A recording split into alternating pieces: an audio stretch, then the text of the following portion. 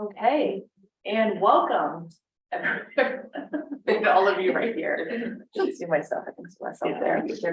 Okay, so welcome to developing a vision for improving the discovery and access of bathymetric data. This is a working meeting that's being put on by the JEPCO Technical Subcommittee on Ocean Mapping and the IHO Data Center for Digital Bathymetry. Who's driving? I am. If you just say next slide. Next slide, please. Thank you, Haley. So as members of TSCOM, which we all are here before you, myself as the director of the IHO DCDV, and Dr. Vicki Farini as the head of the Seabed 2030 Atlantic and Indian Ocean Regional Center.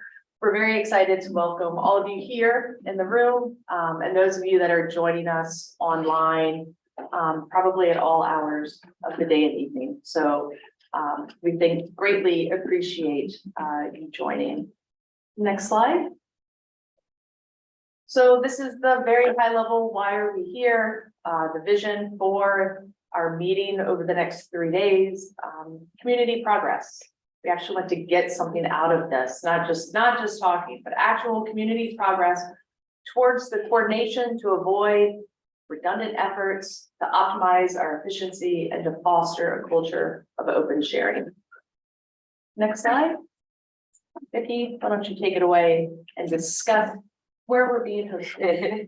Yeah, so it's great to have everyone here who's here in person and host you on our campus, which is shown here in the picture. The Lamont Doherty Earth Observatory is part of Columbia University. We're about 10 miles north of New York City. Perched high above the Hudson River here. This picture is looking north up the Hudson, and that's the Cuomo Bridge, formerly called the Tappan Zee Bridge. As Jen said, we host one of the regional centers for the Seabed 2030 project here, which was the topic of conversation this morning for hopefully some of you online and certainly everyone who's in the room here. Next slide, please. Just a little bit of historic context about the many decades of contributions to global ocean mapping led by colleagues and luminaries here at Lamont Doherty, going back to Marie Tharp and Bruce Hazen. The world map that's shown on the bottom left of this slide is also beautifully here on the wall next to us. From that effort came the Ridge multibeam synthesis in the 90s. Which evolved into GMRT, the Global Multi-Resolution Topography. So each of these pieces has built upon the other, and now we're really excited to be contributing very actively to JEPCO and the Seabed 2030 effort.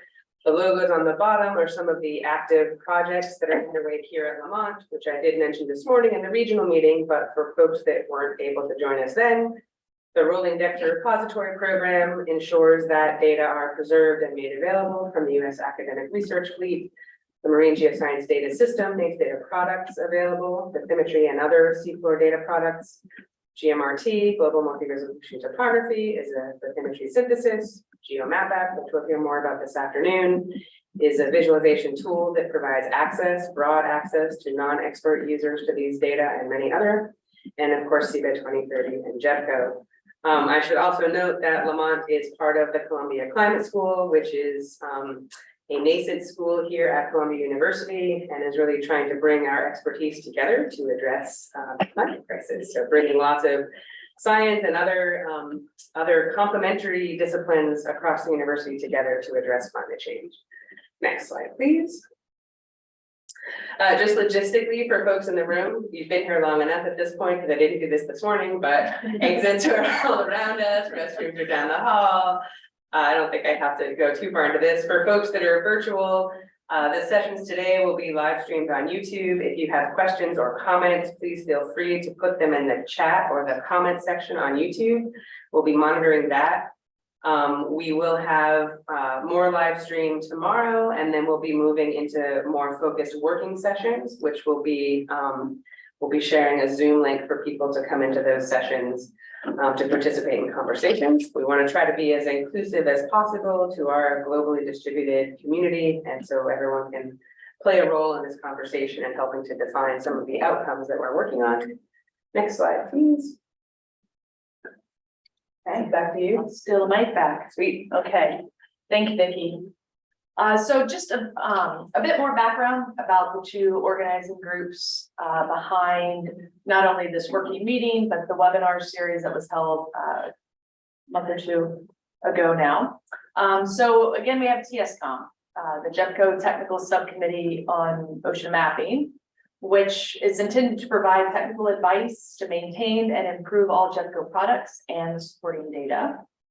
And then there's the DCDB, which is the recognized IHO repository for all ocean bathymetric data, with the intention to provide preservation and discovery and access to those data. So it's both of these organizations, and of course, all of you here and online, our community, that we really look to for the guidance and for suggested direction on how best to drive the work that these two groups do. Next slide.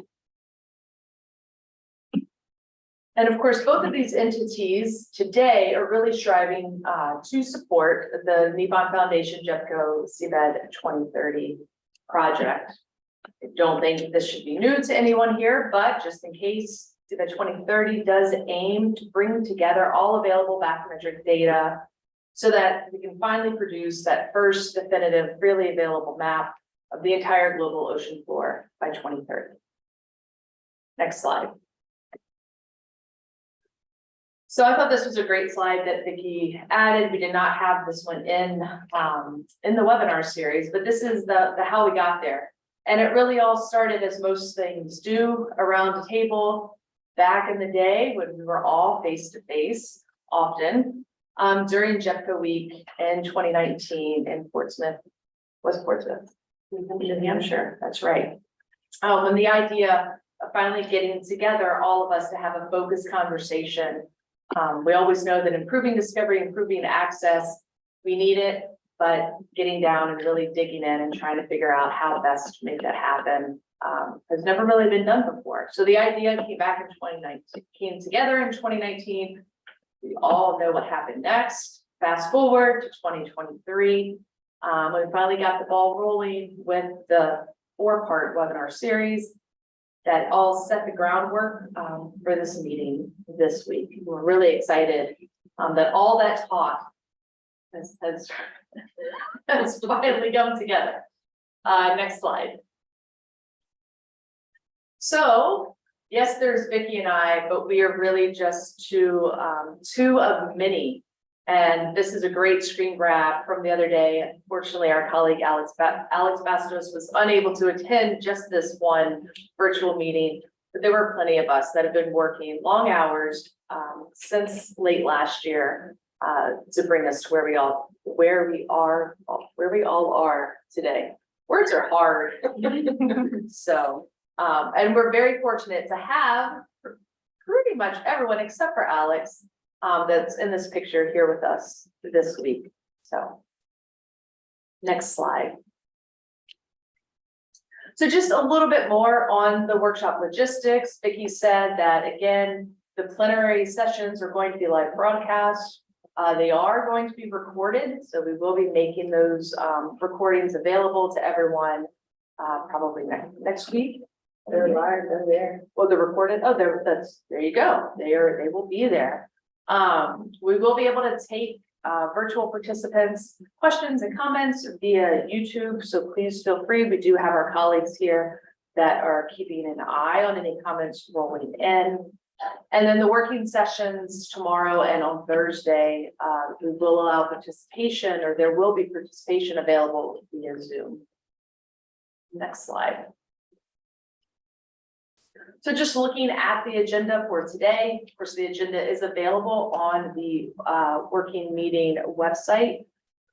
After we finish our welcoming and introductions now, we'll jump into the panel discussion. And then we're so excited to have such diverse, really fantastic number of presenters for the post break lightning talk presentations. Really looking forward to that. Next slide. And with that, we do just want to take an opportunity to do an around the room to give introductions to everyone that's here in person. We do ask if those that are interested that are online, so feel free to add in the comments section. Also there name and organization that they are with. We would love to be able to look at that. So we'll just head. I guess they should know who you are. Yeah. Me, right? It's Jennifer and Vicky. Shayla. Okay, some of you know my name already. I'm Shayla. I work as a data manager here at Lamont for the Atlantic and Indian Ocean Regional Center. And Vicky is my supervisor. So, there you go. Hi, everyone. I'm Emily Miller. I work for GMRT, MGDS, and Art here at Lamont. Hi, everyone. I'm Raphael Odivik. I work with Vicky and others, many others, at MGDS, RR, and GMRT at Lamont. Alphabet soup over there. My name's Kelly Brumley. I'm a marine geologist and independent contractor. My name's Mark Smith. I am a technical sales lead for QPS, former Marine surveyor. I'm Shannon Hoy, and I'm an expedition coordinator with NOAA Ocean Exploration and one of the mapping POCs. Hi again, it's Tina. I'm working with Vicky Perini as a data manager for Atlantic and Indian Ocean Regional Center. It's about the law. Hello, I'm Melanie Jimenez. I work at the Civil 2030 South and West Pacific Data Center. Hi, I'm Memphis, Washington, and I'll be working with the in the summer. Hi, I'm Sarah Cardigos. I work for the center, regional center of the North Pacific and Arctic. I work with the Juliet TSCOM. Hi, I'm Juliet Kate. One of my hats is data manager for the North Pacific. I'm Roxy Wigley. I'm project director for the Global Foundation Gift Training Program at TSCOM Joint Geographic Center. Longest job task in the whole world. Hello, I'm Federica Poglini from the National Research Council of Italy, the Institute for Marine Sciences, and I am the vice chair of the TSCOM, and I'm very glad to be here and to host also this meeting as the TSCOM representative.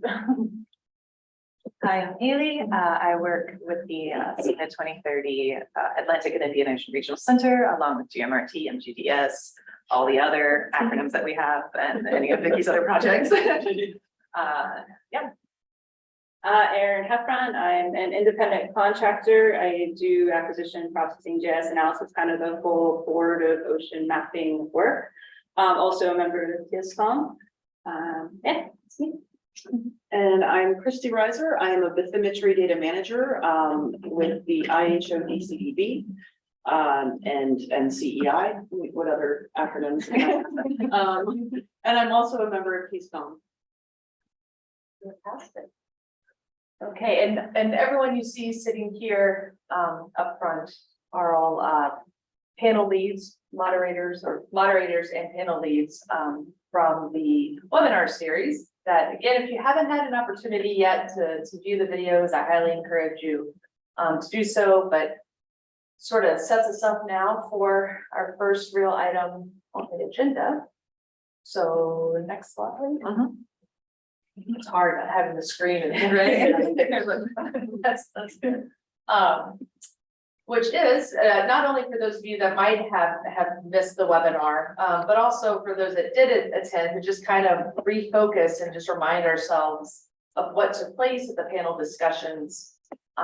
Tomorrow, the leads will go into a lot more detail and really kind of dig into some of the outcomes and lessons learned and some of the statistics and just the information they were able to pull out of their 2-hour panels. But right now we are looking just for an opportunity to kind of review the panels at a really high level. Again, to give folks an idea of what might have been discussed, but to start kind of, what were some of the challenges, some of the surprises, some of the successes and opportunities that came out of these really rich conversations.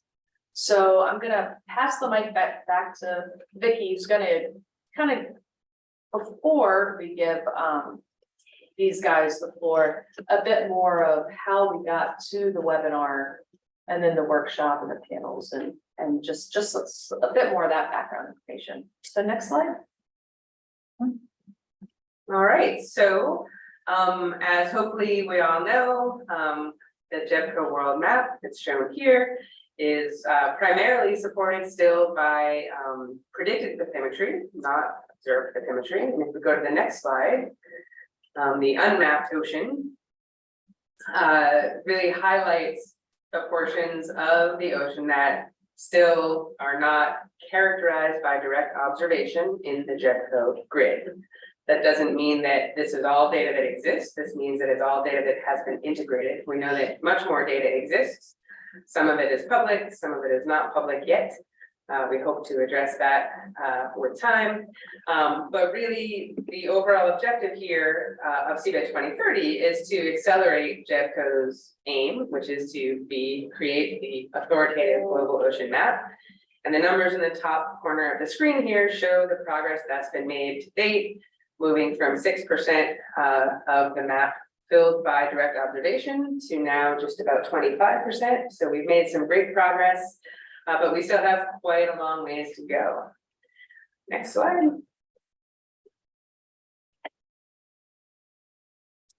So there are, of course, many different tools that can be used to acquire data that describes the shape of the seafloor. And really, to achieve the ambitious goals of CBET 2030 and JEPCO, we have to bring all of these technologies to bear. Some of them are still emerging, still being developed. Some of them are well established, and it is a complex task to bring all these data together and to provide access globally as much as possible to data that exists. I think there's a next slide. I think there's a There we go, perfect. So the way that we really view this puzzle that we're assembling is with a fairly simple equation. A represents, in this example here, the data that's in JEPCO. So that's the unmapped ocean that we showed in the previous slide. B is data that is not in JEPCO. That could be known and unknown data holdings. We still don't know what we don't know in terms of unknown data. And then C is what's actually not mapped. And so if we can constrain B, that will make it a lot easier for us to use the resources that exist to address C, which is the ocean that really truly is not yet mapped. Next slide. So why do these data gaps exist? We talked a little bit about this morning in the regional meeting, thinking about some of the barriers. These barriers to sharing data, I think we can describe them regionally, but they really are global in scale. There are restrictions that might have to do with ownership or proprietary constraints. So maybe the data will be released over time. There can be cultural concerns and constraints. There are technical barriers. Some people don't know what they should share. When we talk about sharing data, data can mean a lot of different things to different people. There's often a lack of tools and or workflows to make these data ready to be shared. Sometimes there's concern about releasing data that is not cleaned and perfect. Or there's a lot of subjectivity along that continuum. Access to data transfer mechanisms. We just don't have a very robust technical infrastructure still to bring all the data that can be shared, that does exist, into this mix to try to fill in the gaps. A huge issue, of course, is resource limitation. A lot of this work, a lot of data management work in particular, is very time consuming. A lot of us spend a lot of time in this space refining our skills and our expertise. It's not inexpensive. There's a lot of human and financial effort and resources necessary. There are in some places legal concerns and constraints. Here in the US, it's very common for us to share data. Other countries, there are laws that prevent the sharing of data. There are financial models that inhibit the sharing of data. And it's really our challenge as a global community to figure out how to address these friction points, how to bring everyone to the table, and how to find an equitable solution that allows us to fill the gaps in the map and also build this global community that works together and where everyone's needs are met. Next slide. So when envisioning the webinar series and also today, And just in general, a lot of the kinds of ways that we're trying to move forward within our center here and within corners of the community are really to make sure that the stakeholder community has a voice. We want to hear what people need. We want to hear what's working, what's not working. We want to move along this continuum from individual, sort of often called stovepipes, where we work as little projects in our own isolated spaces, toward actual integration. And there are many steps in between, but really starting to work in concert with one another. I like the gear image here so that all the gears are actually moving smoothly and helping to drive each other. That's where we're going to find, I think, big acceleration and big wins as a community and also as a project as we try to achieve these kinds of goals. Next slide.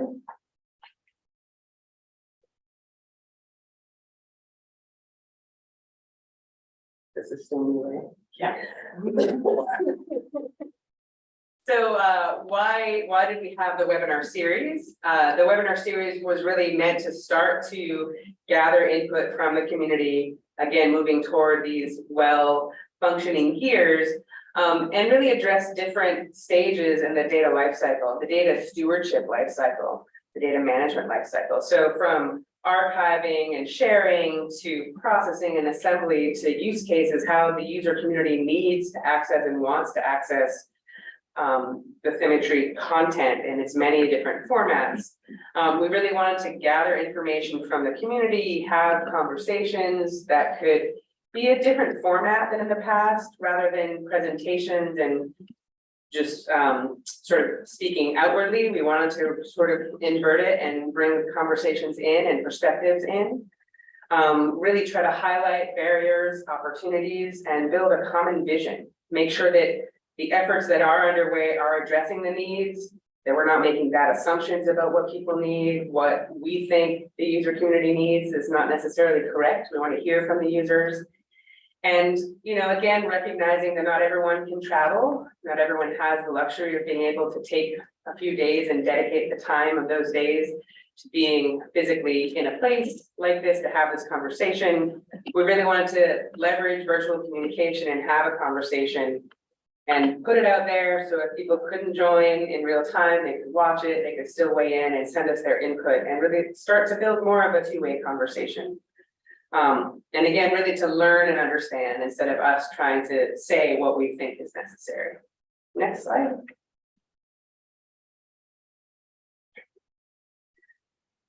So the webinars were graciously hosted on YouTube Live with Math the Gaps or through Math the Gaps. So we worked collaboratively with them.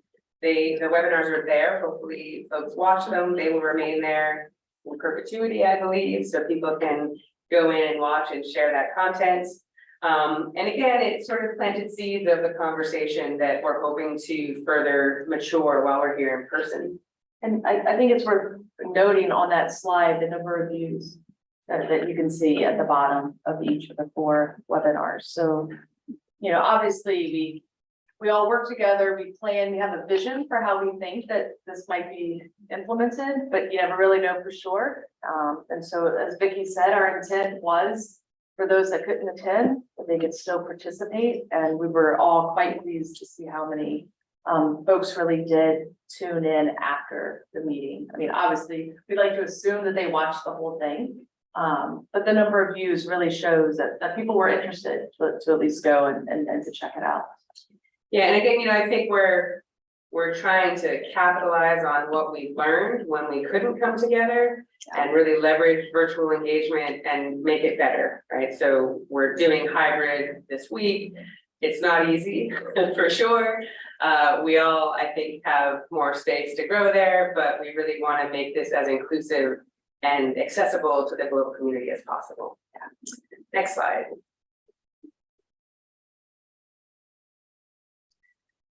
So again, the vision of this working meeting, very much the vision of the webinar series, really to build community progress toward this coordination, avoid redundant effort, optimize efficiency, and I think most importantly, at least for me, is to foster a culture of open sharing, not only of data, but of knowledge and tools and, you know, the intellect that we have around the table and around the world, we can all help each other toward these goals if we bring it together.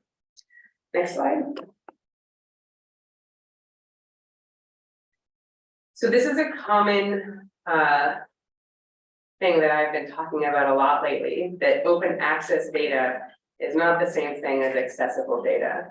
So when we put data files online, whether it's on a researcher's webpage or in a repository or published with a data DOI in, you know, some system, just putting it there checks a box. Yes, it's technically accessible. People can go find it.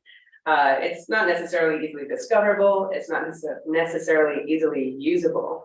And if we really want to do data management and data sharing in an authentic way, we have to think about accessibility. And so more than just putting the data online, making sure that we have metadata that supports reuse, supports attribution, supports discovery, and interfaces that are use case driven and formats and products that really meet the needs of the community.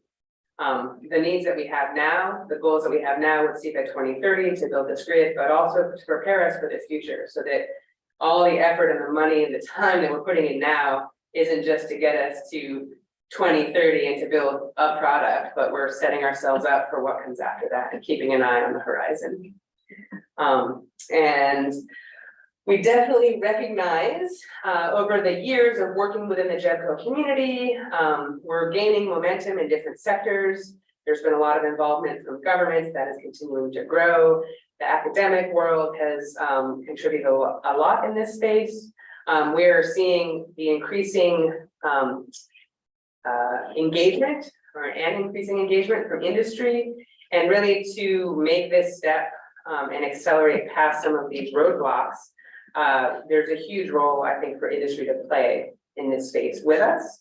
And so one of the intents with the lightning talks that we'll have later this afternoon is to really start to showcase some of the existing and emerging solutions that are out there that we can start to fold into our workflows and fold into our global efforts to help us both provide feedback to them, but also help us do the work that we're trying to do.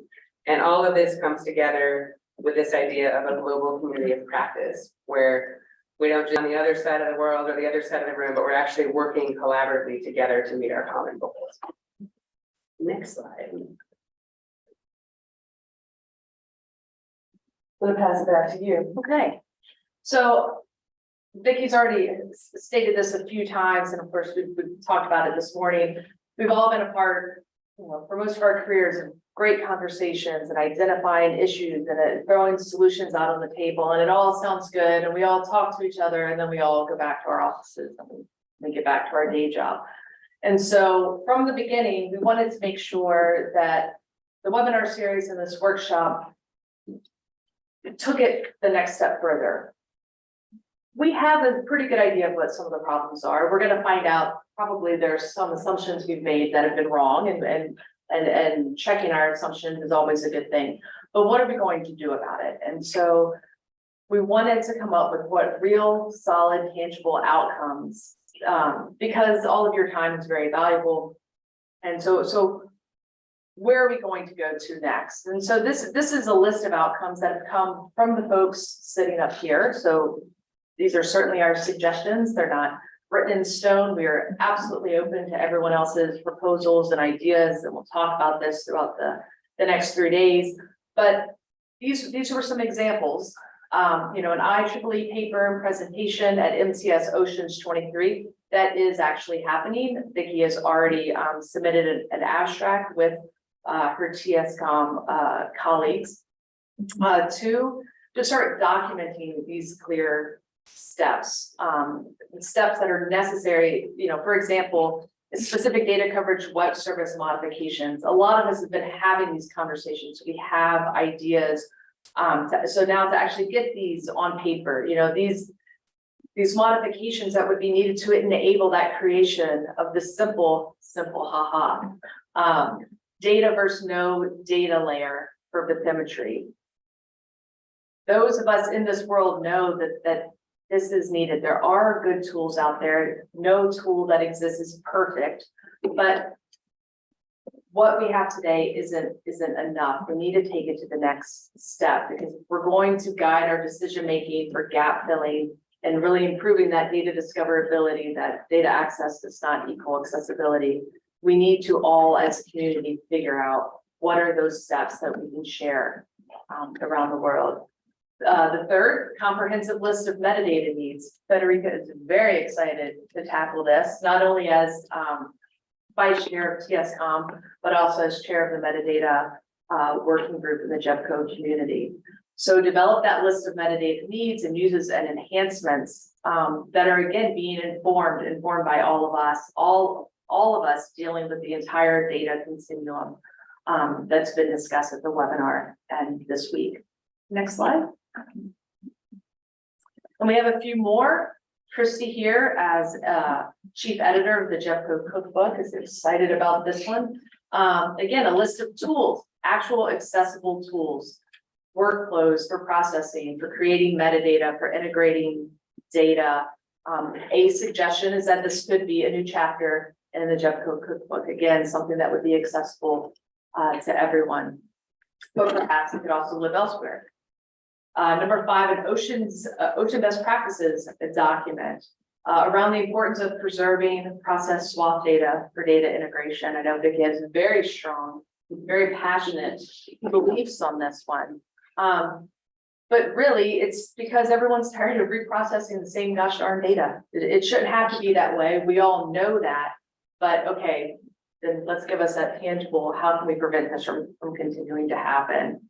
And then after the workshop, using the ocean best practices document, see number 5, and perhaps another community white paper 2 or 3 to articulate the need and request for a proper interoperable GSF.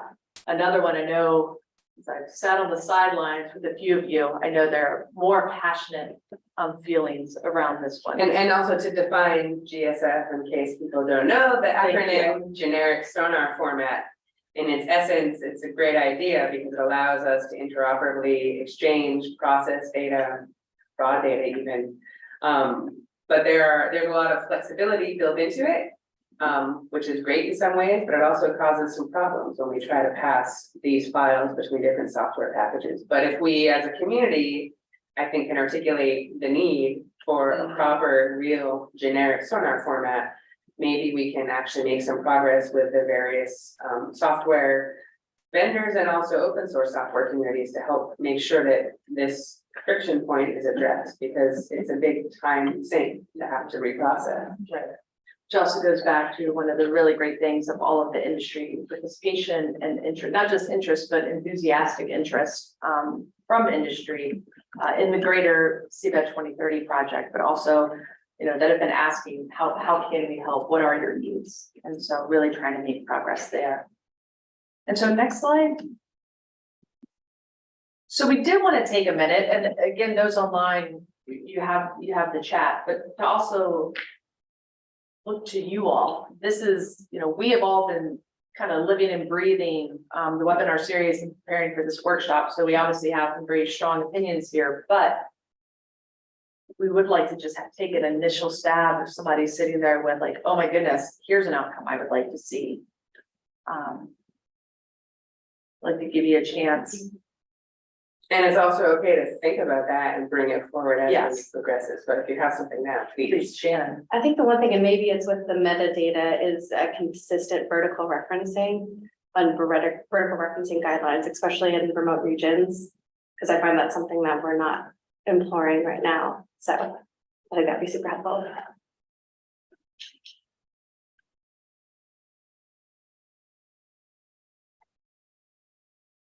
Anyone else? Okay, well, again, this will be coming back up in conversation, but that's exactly, if someone had something on the tip of their tongue, Sorry. go ahead and get it down now. Trying to solve it, but. We'll have it solved by Thursday.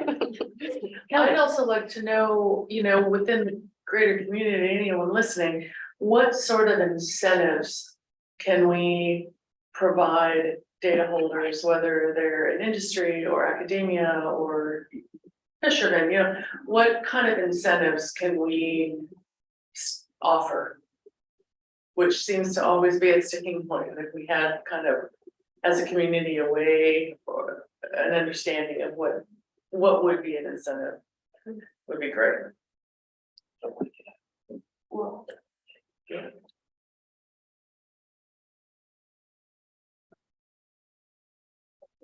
All right, okay. Thank you, Kelly. Thank you, Shannon. And with that, next slide. And so now we're going to move to the panel discussion. Again, our leads here will dig into their panels and everything that came out of it tomorrow. But today, we just want to use the next hour to just recast those highlights, some of the challenges, some of the opportunities. Give you all just a bit of, yes. Should I stop my screen share so we can all?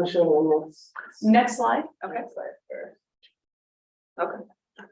And with that, I'll hand that mic back to. All right, so just one more sort of contextual slide. This is a slide that I used in a talk recently to sort of represent in a less abstract way the data continuum, moving from SWOT files, thinking about multi-beam data in particular. SWOT files, working with those requires specialized tools, skills, and knowledge, which means it's less accessible. It's a smaller community who has those resources, who has those tools. Once we distill it to something like a point cloud, which might be ASCII format, it's a lot more generic. We can start to increase accessibility. You don't have to have the very specialized software or the experience with those tools. Once we move towards raster versions, grids, or images, we continue to increase accessibility and also the number of software tools and interfaces that can access this content. So just sort of highlighting this continuum, recognizing that data discovery and access actually cross-cuts all of these formats, metadata cross-cuts all of these. So the way that we are going to go about the next couple of days, and what I think is going to happen as we start to have these discussions about the webinar series, is start to see these threads that wind across these topics. You know, there are stages, these topics are kind of stages in the workflow or the continuum, but there's so much overlap between them. Those of us that work in this space have so many aspects about that continuum that we can contribute to, that we really are trying to, from the very get-go in this couple of days, do this cross integration as a primary focus instead of the historic way that things have been done, which is really stovepipes are built first and fortified, and then the stovepipes are very structured, and then people recognize that the stovepipes are in the way. And so we really want to change that model and think in a more integrated way. All right. So yeah, we put a few talking points up just to help us with the conversation. We're going to have the leads of the webinars just sort of give us their impressions about the conversations. And again, tomorrow we're going to get into the more detailed of the community feedback that came during the webinars and that kind of stuff.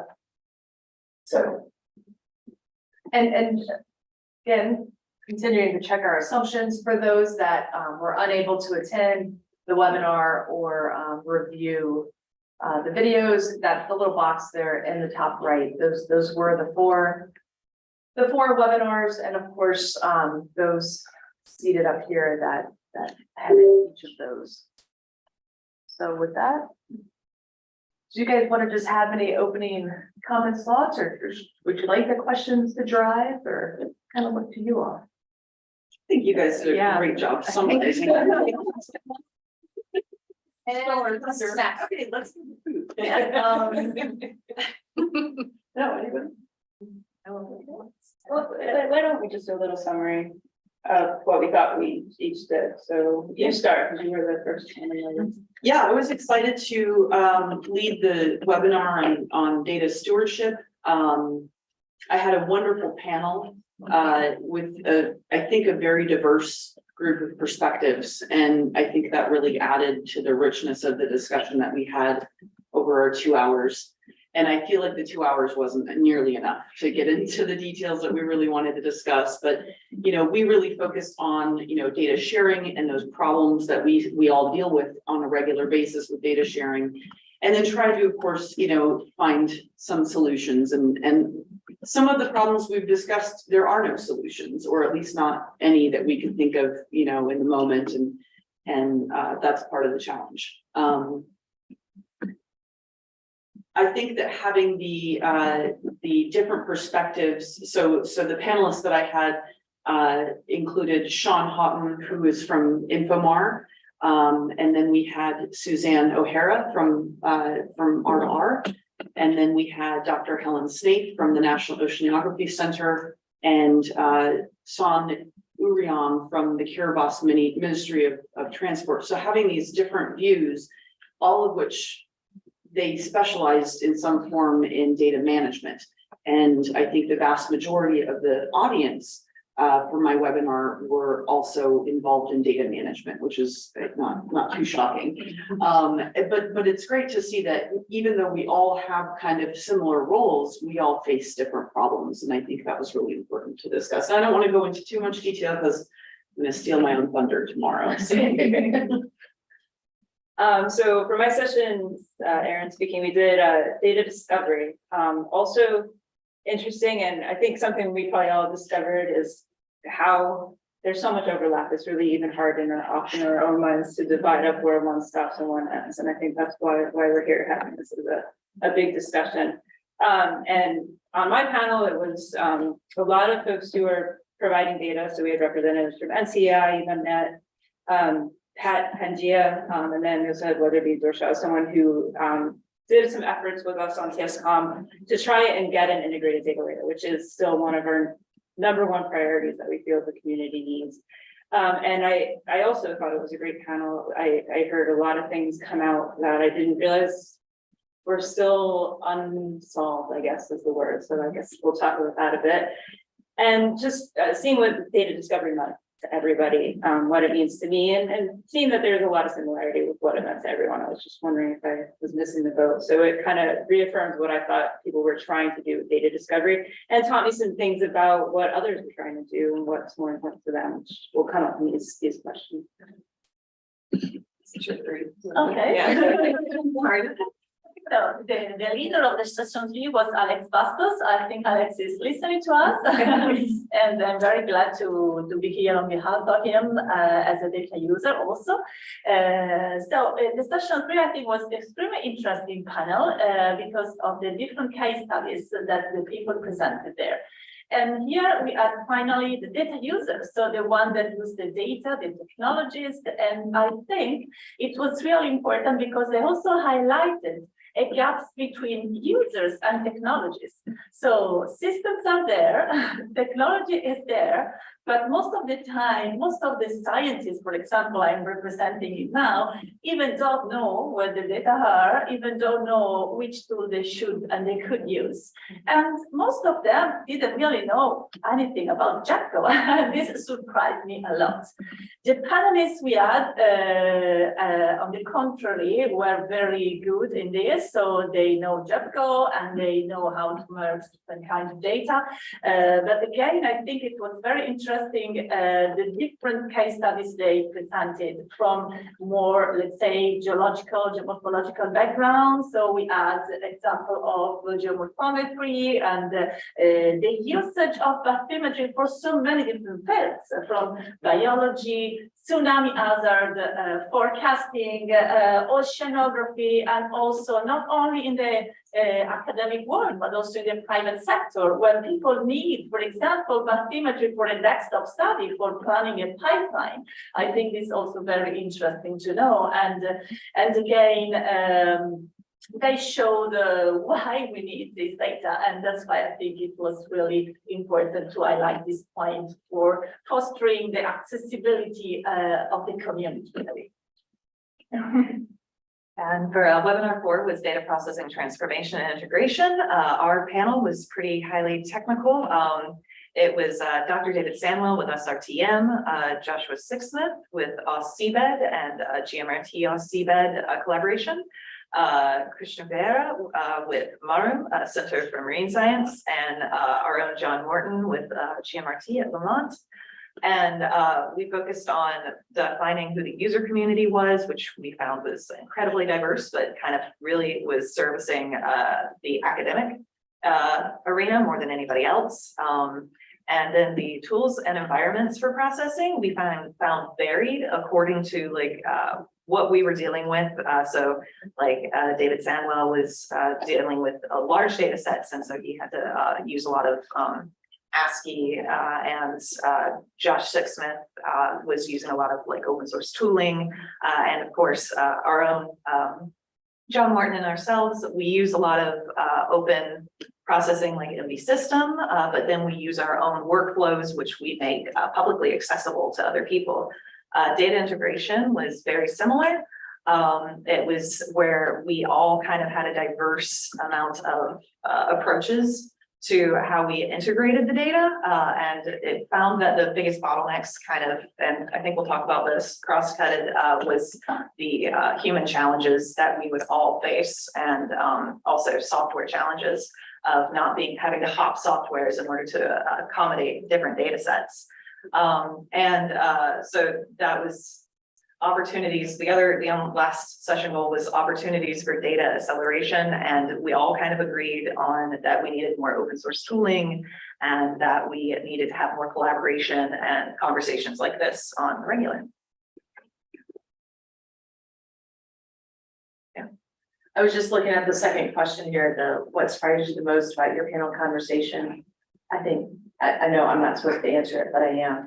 What surprised me was just how diverse. Like I was very impressed by, when we sent out the original invites, we tried to determine a possible list for each of your panels, and you all were a part of that. And there were so many amazing folks out there, but how eager everyone was to sign up for this conversation. I mean, literally the only people that said no, it was because they had just a conflict. But I mean, we had Sean calling in from Kiribati. I mean, we had Josh, down in.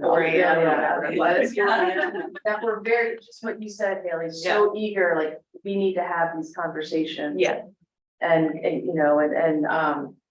Dr. Dave Sandwell, who, certainly has other things to be doing, was like, absolutely, I'm gonna join this. I have strong opinions as well. I mean, they were such diverse conversations, and I was so surprised by how engaged everyone was. So that was my surprise. So that's my answering number 2. Do you want to answer your opinion of number 2 before? Yeah, it might even segue back to number 1, because I'm wondering if, we have, prior to the pandemic, our cadence was once a year, we come together for a few really intense days, and it's a lot, it's overwhelming, it's really intense.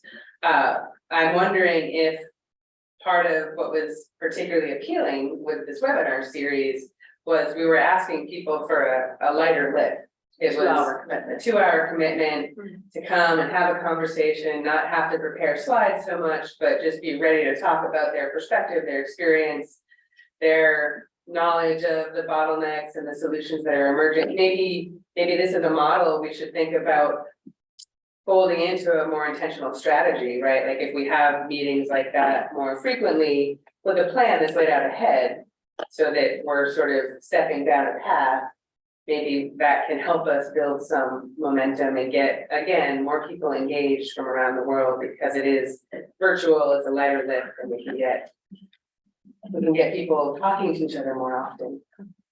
So I guess that opens up just number 1 and number 2 for you guys to just speak to. Number 2 is the one that sucked me in first. So I'm gonna follow you, and then I'll try and go back to the picture. We can talk about that. But things that surprised me, there were kind of 2 big ones. And one was just that there really is no consensus even yet on preference of data geometry or data type. Like I thought there would be really strongly held opinions on that. Like, do we want rasters? Do we want polygon? Not to get right into the weeds. But I really thought there'd be really strong opinions, and it just seems like everybody's like, we're just throwing it all out there. I don't know, what do you?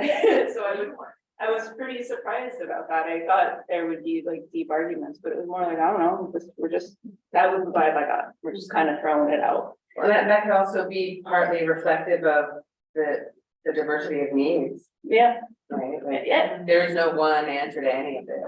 There is no one answer, but we might have to narrow it down a little bit to make further progress, right? Because otherwise we're trying too hard to just keep up.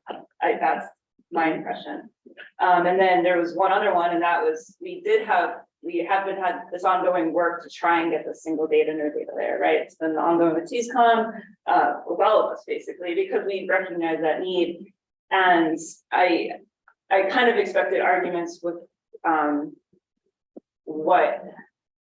with people not willing to go down that, but I don't think there were. I think people are just waiting to have it laid out what needs to be done, and all of the data providers, the publishers, the synthesizers seem to be ready to make it happen. I didn't hear anyone put up their hand and be like, no, and this is why. So they were big surprises for me. I think the big surprise for me was that it's clear that the need for communication between different sectors and different users of data and data managers and data collectors, and really everybody within the community is lacking, because we're sitting at a table talking about the challenges, and I'm realizing that all the challenges described are really driven by the user or the sector that they're in. And so we're standing there talking to each other and realizing that this person didn't know that that was an issue for this person, and so, like, for example, maybe one group of people would say, why on earth would you ever archive raw data? It's useless. We can't do anything with it. I want products. That's the most important thing. Person across the room says, are you kidding me? I'm an academic. All I need is the raw data. Why would you, I need to recreate these things from the beginning. So we have these different opinions and different viewpoints, and none of us knew that about each other until we came into the room and talked about it and really learned from each other's perspectives. So I think learning to communicate across sectors is going to become a very, very important outcome from this. Okay, so what surprised me, I don't really know. The fact that what I like it more of this webinar series format is that it really involves the broad community. So a lot of different users coming from academia, but also private sectors, hydrographers, and many others. Tomorrow I will show you a detail of some maths that we did about who was really involved, and I think it was interesting.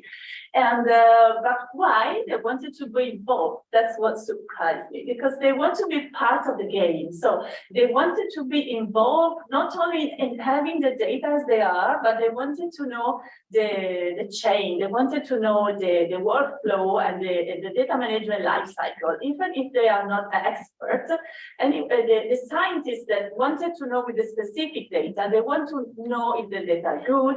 So they wanted to know if they can trust this data, if they can use this data in their modeling. For example, in the tsunami forecasting, you have to be sure that the data you're using are correct. So, and all these people were very interested to know the data life cycle, coming from data acquisition to data processing, and also having the data product as they are. So involving them in this workflow, I think it's important. And how to do so, maybe this could be one of the outputs of this conversation. So how to involve the users in having a format, a workflow that is really friendly even for them, without speaking to in difficult technical way. And I think maybe reducing the number of acronyms that we are using. Yes, not myself, I discovered some meaning not far away, not a long time ago. So what surprised me is how they wanted to be engaged, even if they are really busy with their own scientific work or any other job, but this is very interesting for all of them. That's why I think that this webinar format was really successful. I also asked the people, I was in GeoHub 2 weeks ago, and this is the community of users, and Rochelle gave a very nice talk about what we did in the JAPCO community and so on, and they really wanted to know more, and they really wanted to be engaged. So I think this kind of format and this conversation are really useful for all these people. Yeah, I think Federica really summarized the key benefits really well. I couldn't answer that any better.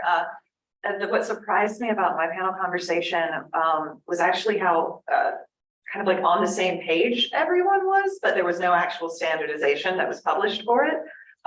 So it was like everyone on my panel was talking about the same problems, like they all struggled with software challenges, and it didn't matter how long they've been in the game or how much data they've been processing, but they all suffered from the same issues of not having enough people, of not being able to just use one specific software, of not having formats and compatibilities.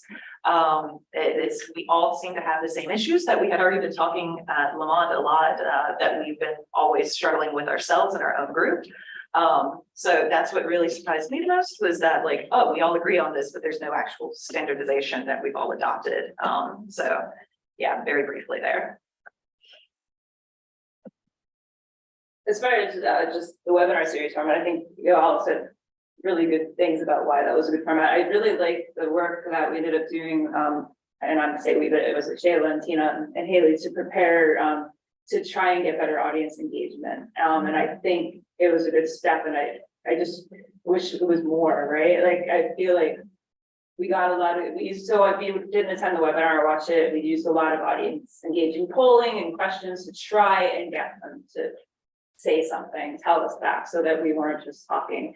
And I think it helped, but how can we make that more so that we're not just talking to screens and talking? Yeah, post forms never really seem to work. It's I know. the live engagement seems to work a lot better if we're able to do it. Yeah, and I really thought there'd be more post feedback, but no, I think people are in it in the moment. Yeah. And then, so we just have to take that into account when we plan these things, that that's where you're gonna get the only feedback you're gonna get. So how to plan for it.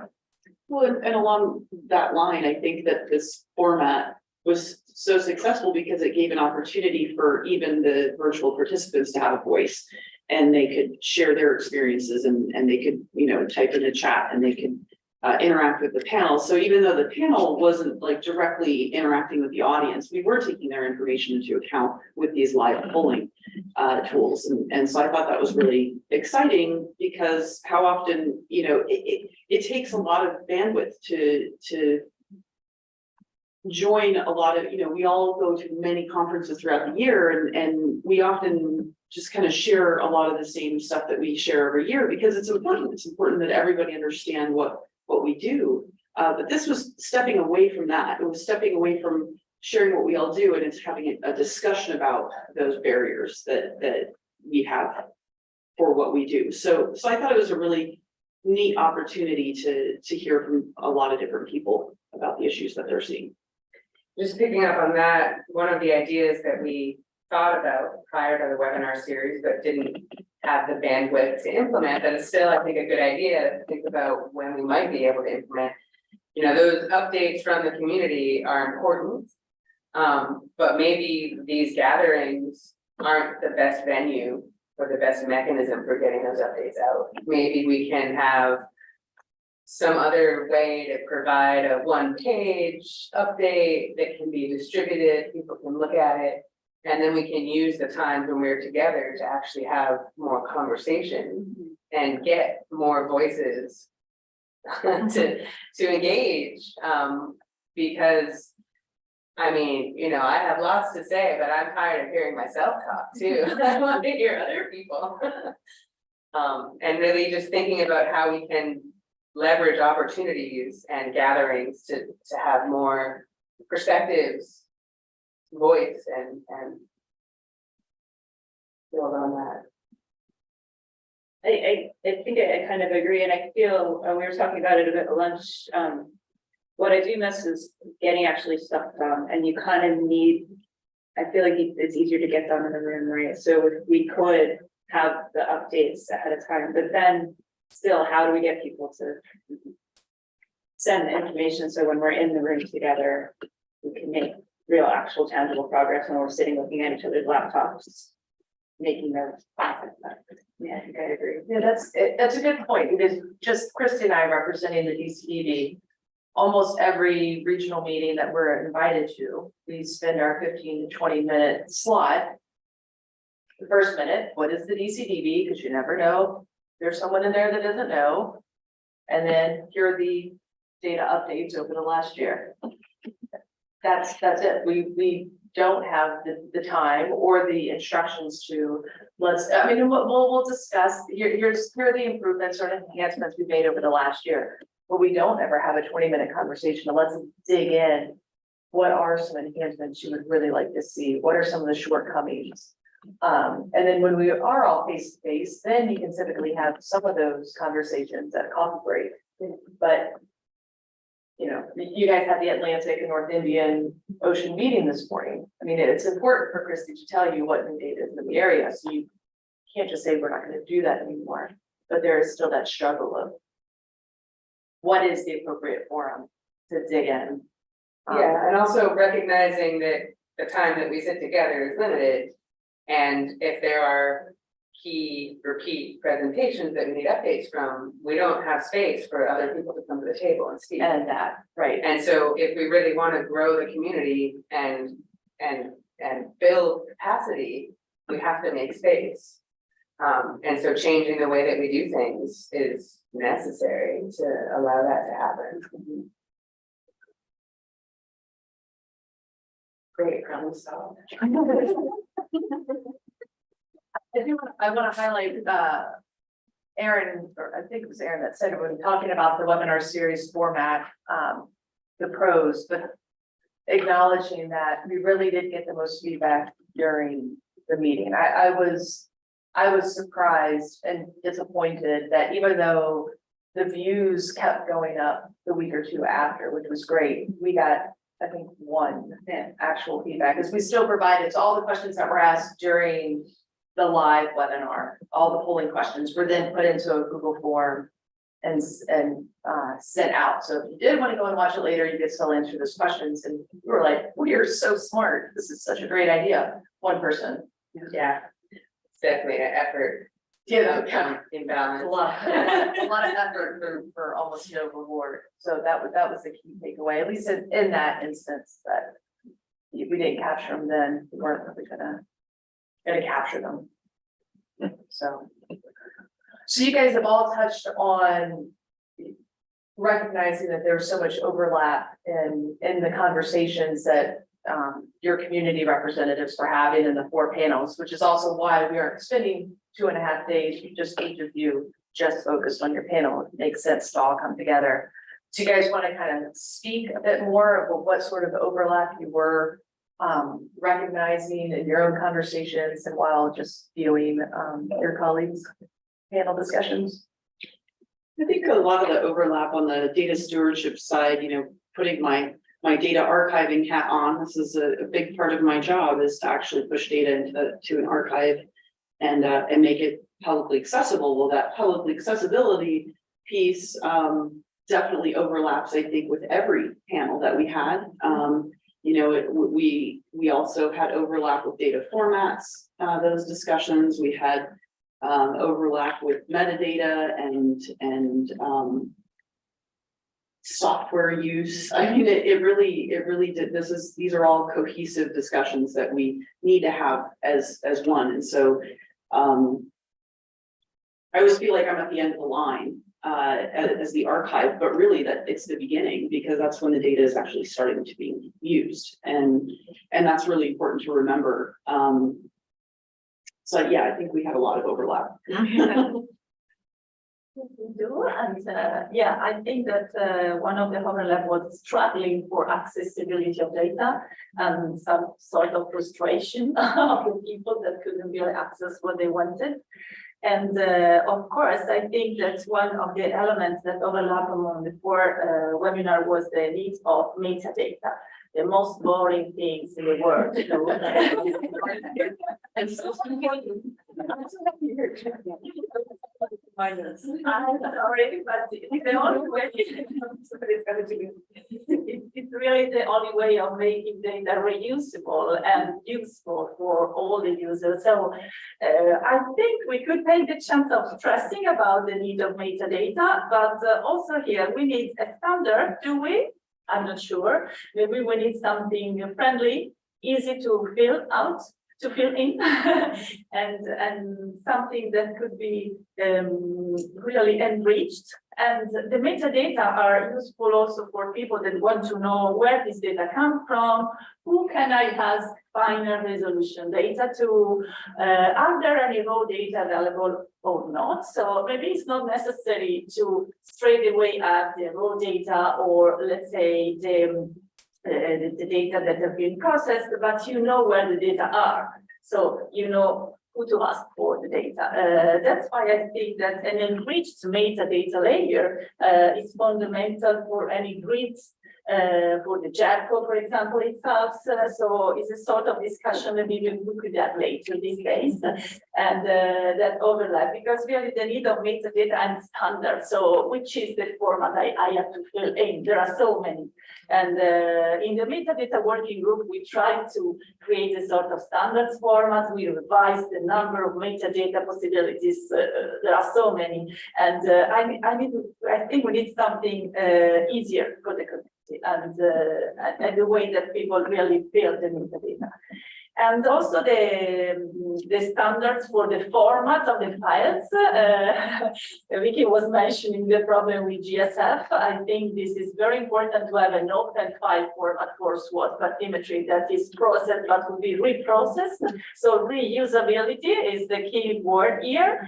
But many of us are struggling also with this GSF format. So when you start importing the same format from one software to another, it's not so easy.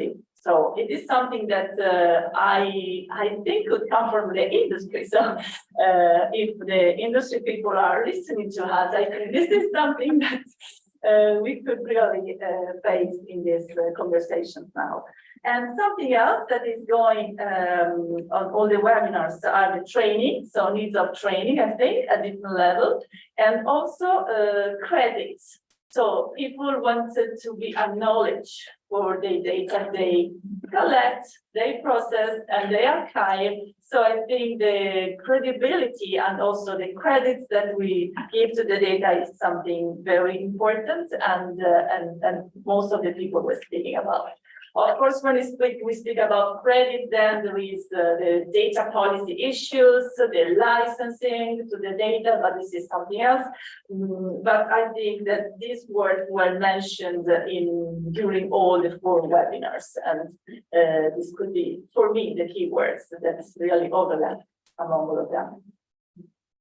Yeah, a lot of what Federica mentioned, we talked about, and ours, so the overlap with the needing of format. Yeah, we struggle here as well with GSF. We want GSF, but then there were a lot of issues that we have encountered. And we often need to go back to the raw and then extract out edits of the GSFs and apply them. So we still need to use MV System or other open source software packages. And the accessibility and equitability of the data really necessitated having a user-friendly, like you said, a user-friendly interface. Or open source tools were really big, something that is accessible to everybody, that they'll be able to actually use and not be challenged and have to go deep into the code in order to actually utilize. And the metadata is really big for us at our group. And metadata that described provenance, it not only helped with whether or not we wanted to, or where it came from, but it helped us decide what was done to the data and if what was the best, most authoritative version. We haven't really decided what that means exactly, but it wasn't just where it came from, but what was done to it. The metadata was very important to us as well. Yeah, and of course, unsurprising, all of our user communities are varied. Everyone supports government and academia and industry. So that was not surprising. And I mentioned the bottleneck, the human aspects, like not being able to have enough people, was a common problem on all of our groups. And I know that we talked about how we can distribute that effort. And that's one of the biggest challenges that I remember throughout all 4 of the webinars, I believe. I think, I, again, overlap across the board, but it would be between data discovery and users because you're discovering what the health abuse usually, right? Like, that's the next step. And so, and that's also the webinar that I tuned into where I had found myself commenting constantly. I had a lot to say during that one. And I guess on that, the thing that I think I noticed between the two is the embrace to web services. I guess that was also a surprise. I wasn't sure how many people were really knew what they were or were using them. And so I know I posted one of my questions was who's doing web services versus data download, and or it's both. And it was either web service or both. Nobody replied that they were just doing data download. So that's, and I know our work, Kelly and I has worked, if we can use a web service, like we're going to. So I think it's a huge user need and a huge data discovery thing to make these things as robust and usable as possible. And I guess that's why we're here, but it's important to reiterate that. And then between the two groups, education needs did came up. That was also a question I posted. Like, are you really comfortable with these web services, or do you feel like there's a missing need? And listening to the users and the feedback on my webinar is that, I mean, most of us are kind of flailing, but maybe we need a little help. So to figure out how to best utilize these services. You want to speak into that? Well, I have so much to say. I feel you. I mean, I think that with things like metadata, much like we've been talking about all day, really understanding the diverse perspectives and needs is going to help us have the most robust solution. So a data yes, no layer, just a simple binary answer, is kind of our goal for the purpose of simplicity, but we actually want it to be more metadata rich than that, because some of us want to be able to make decisions about which data to use if it's overlapping. And so there's just a lot of layers here.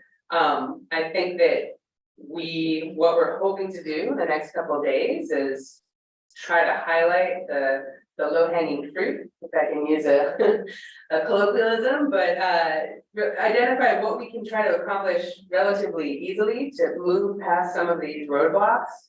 And build momentum. Build some momentum. You know, there are many web services that are out there that show where data exists in a variety of different ways, and the DCDD has brought those together for us, but they're not done in the same way. And as a user who is expert working with this stuff, I struggle with it, and I know many of you do. And so can we put together recommendations for how to make the existing web services that are out there better, so that we can do better for the community, including ourselves, so that we can, you know, make bigger strides, better understand, improve discoverability, improve integration, all these bits and pieces. It's all, I don't know. There's lots of things happening in my head. I'm gonna stop there. What? I totally agree. Which kind of leads us to that number 4. How convenient. Yeah, I mean, so Vicki started to answer this. How do we think we can build upon these 4 extremely successful webinars to deliver tangible outcomes this week? And I think that's an example right there. I mean, I feel like all of us in this room could easily list 10 plus tangible outcomes, but at least for myself, when I start doing that, I start getting overwhelmed and I think, oh my gosh, we're never going to be able to do this. And then I end with having nothing tangible in front of me.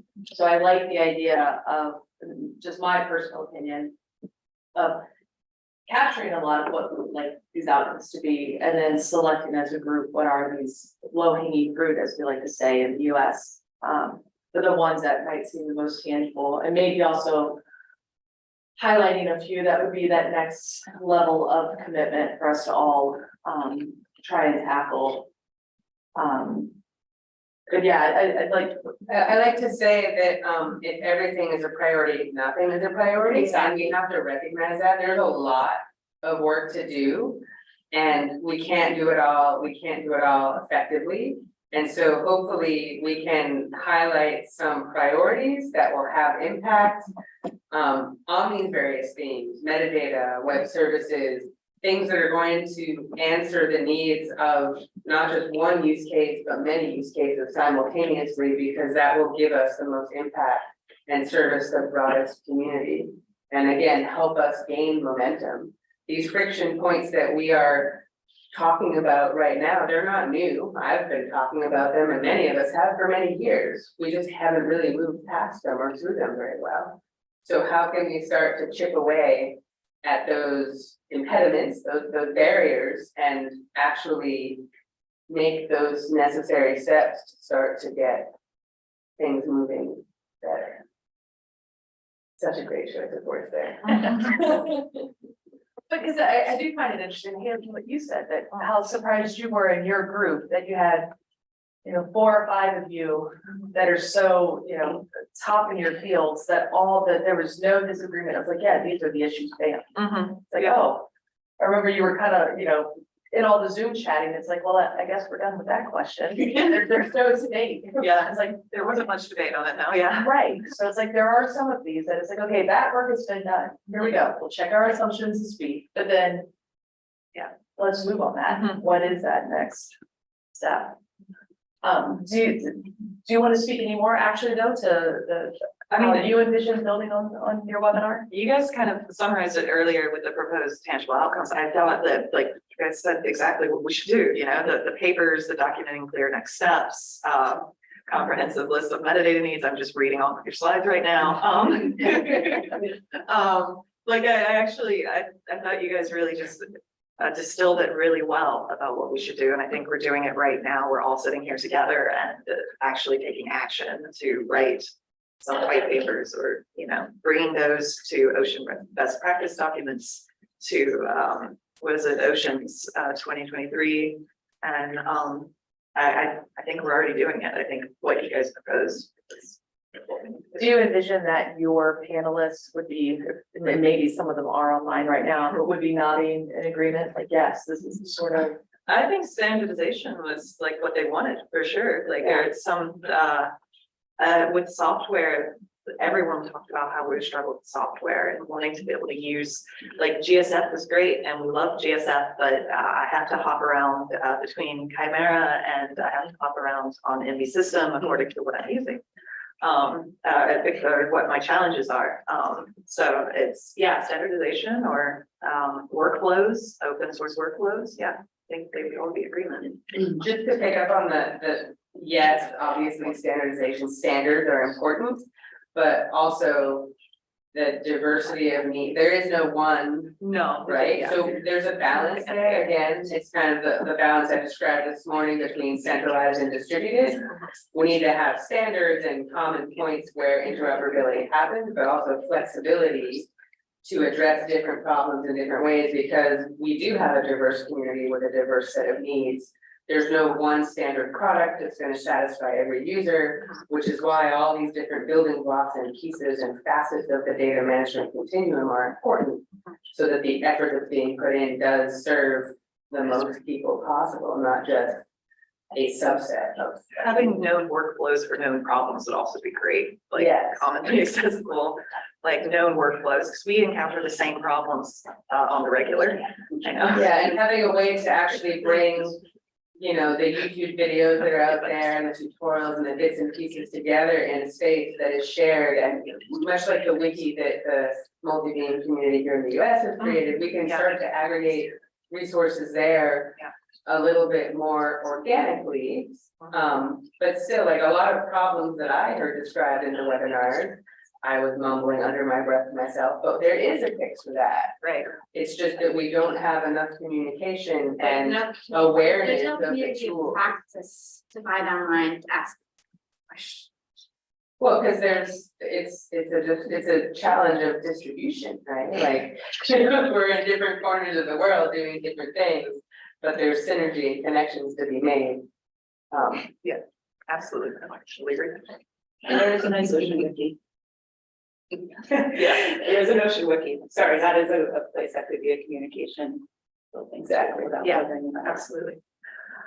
Can I put you on the spot though, Aaron, going back, so I'm hearing Haley and Vicky talking about or acknowledging, yes, need for standardization, but also an understanding and acceptance that is a diversity of needs, so not wanting to perhaps force too much of a standardization.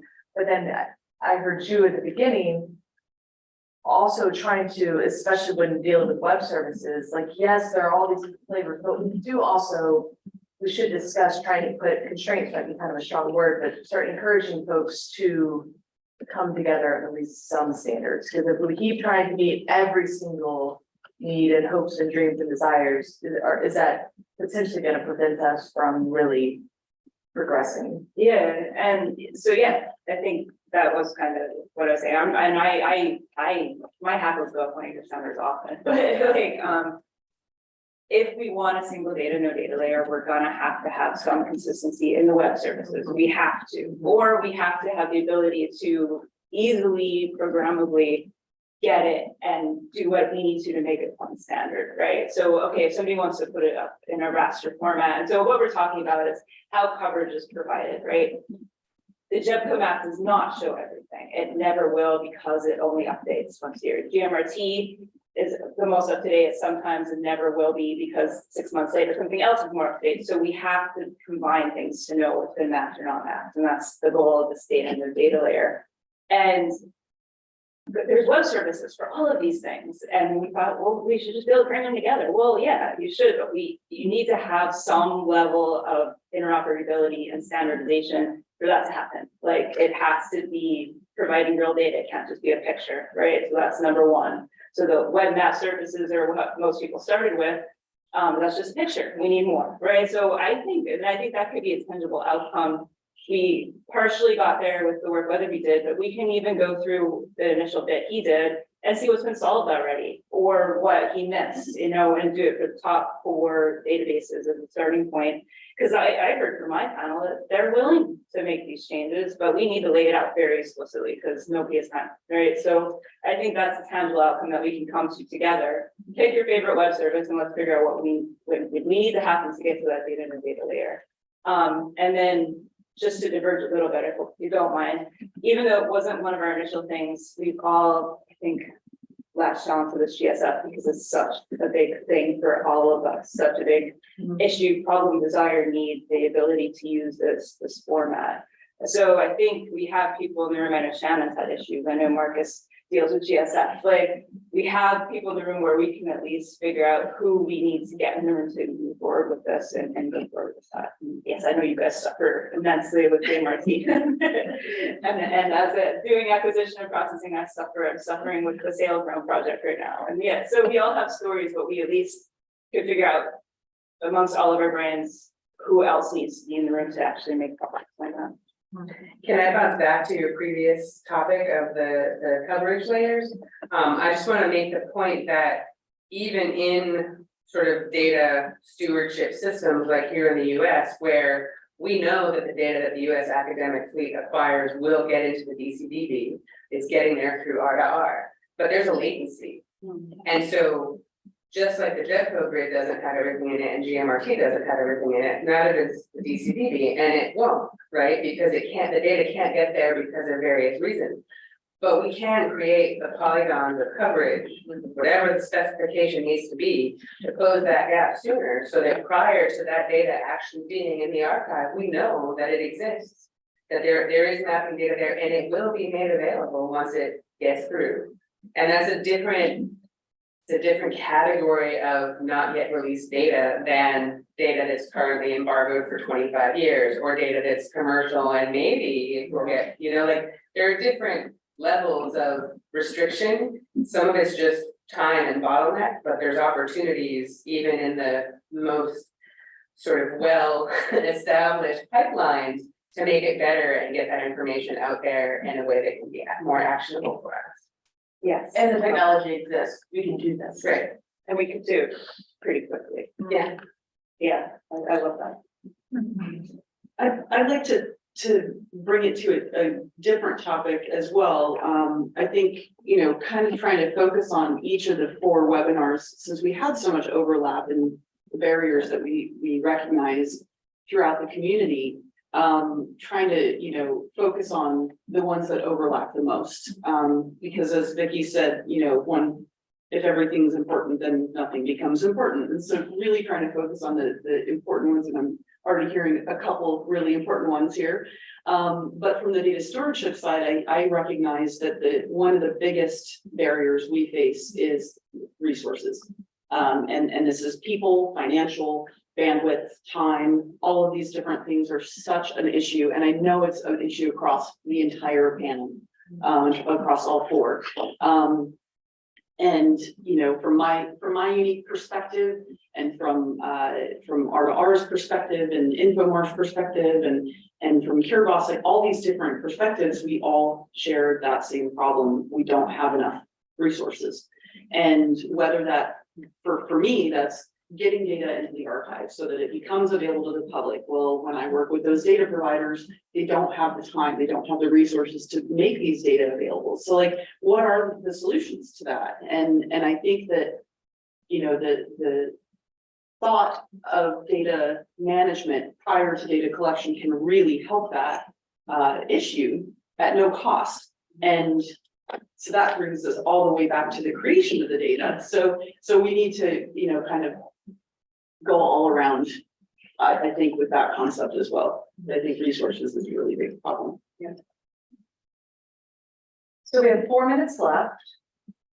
Is there any final word that you guys would like to I can add something about the user perspective in this terms of the resources that, yes, maybe they are missing, or also from the academia, people that collect data, maybe you don't have much resources to create this data in such a specific way. So having some, yes, recommendation and some documents maybe coming out from this, these webinars would be useful for them to make things easier. So just to reinforce the fact that resources are also a barrier sometimes.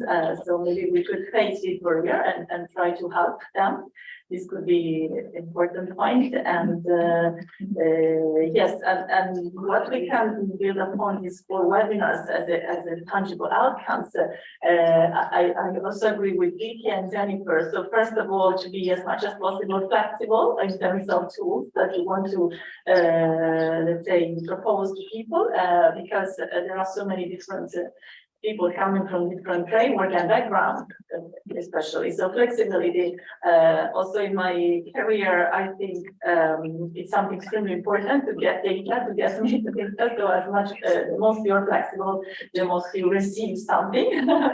So not to be strict on some specific points, and provide as much as possible feedbacks and guidelines, and also listening to the broad community for having feedbacks from them, and listening to their needs to really provide something useful for the data users. Yeah. Thank you, Maria. Anyone else? I have a lot of work to do. Okay, let's go. I think Haley, the next slide. Yeah, next slide is this. There we go. So I do a very big thank you to you for, and also to Alex. Federica, I know that you spent a lot of time with Alex preparing for tomorrow's overview, but also the work or what you just spoke to today. So thank you. We're going to take a 30 minutes health break, and then up next will be our lightning talks, and that's how we will wrap up this afternoon. That's right. Okay, so we will see everyone online back in 30 minutes.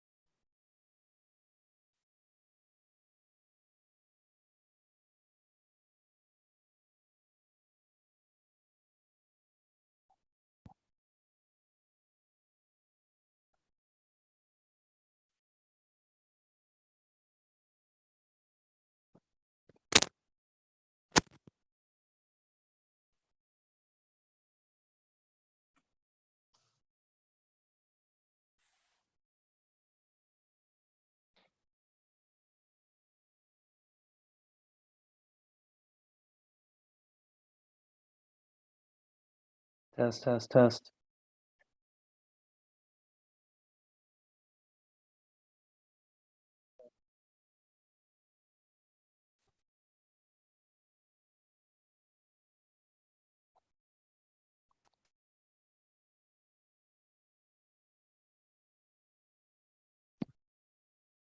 Speak and pause. Do you hear a replay?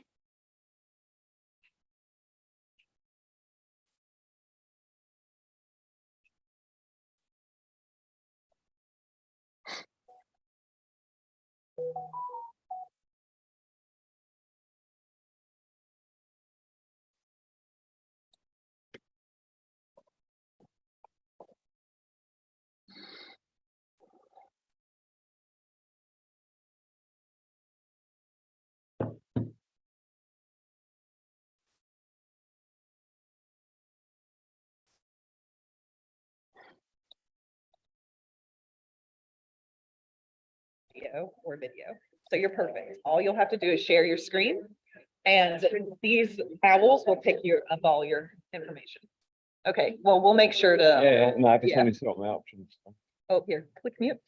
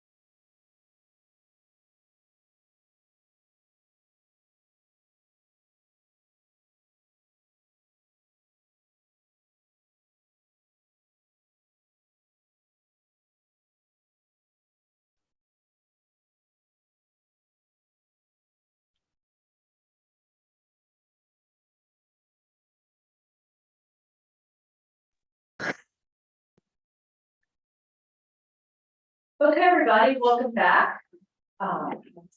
We are now excited to be moving on to our lightning talk presentations. That should take us to the end of the evening being East Coast time here in New Jersey. We're in New York. Oh, sorry. My bad. Oh. You can throw a rocket. That's why I got confused. Anyways, back to the light talks. And I'm going to get dinner. Not from around here. Okay, we are going to kick off this afternoon with Dr. Weatherby Dorshaw from Earth Atlantic. I believe the best way to do this is everyone who's giving presentations has access to the Zoom and screen sharing capability. So we're going to let all of our presenters drive their own 8-minute presentations. And Weatherby, we will begin with you.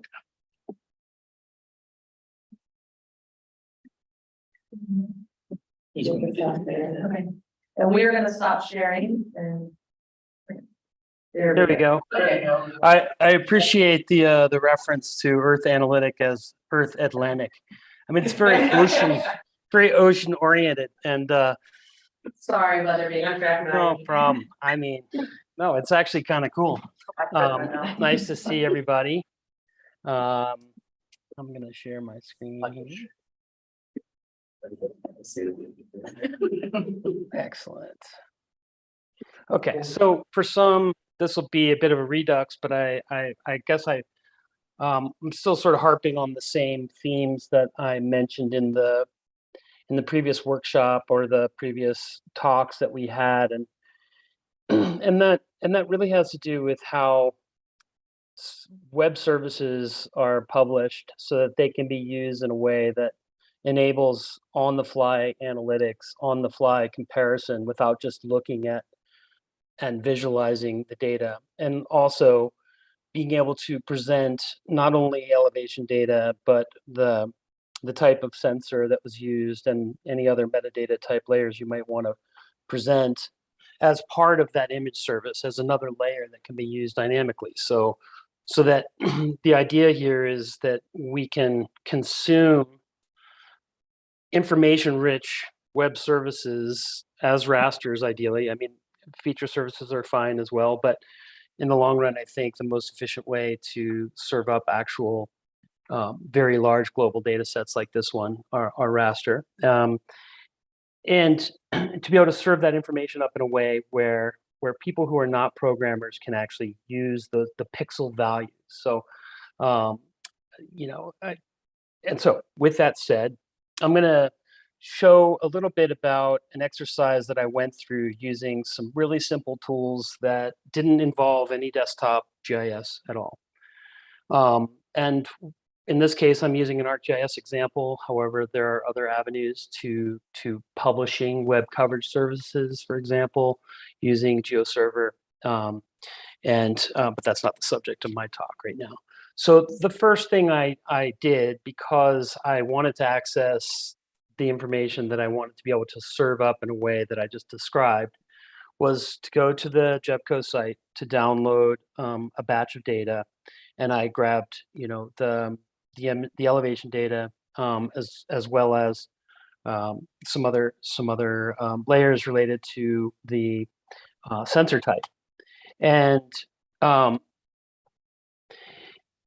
then I went and I simply published the various layers that I downloaded.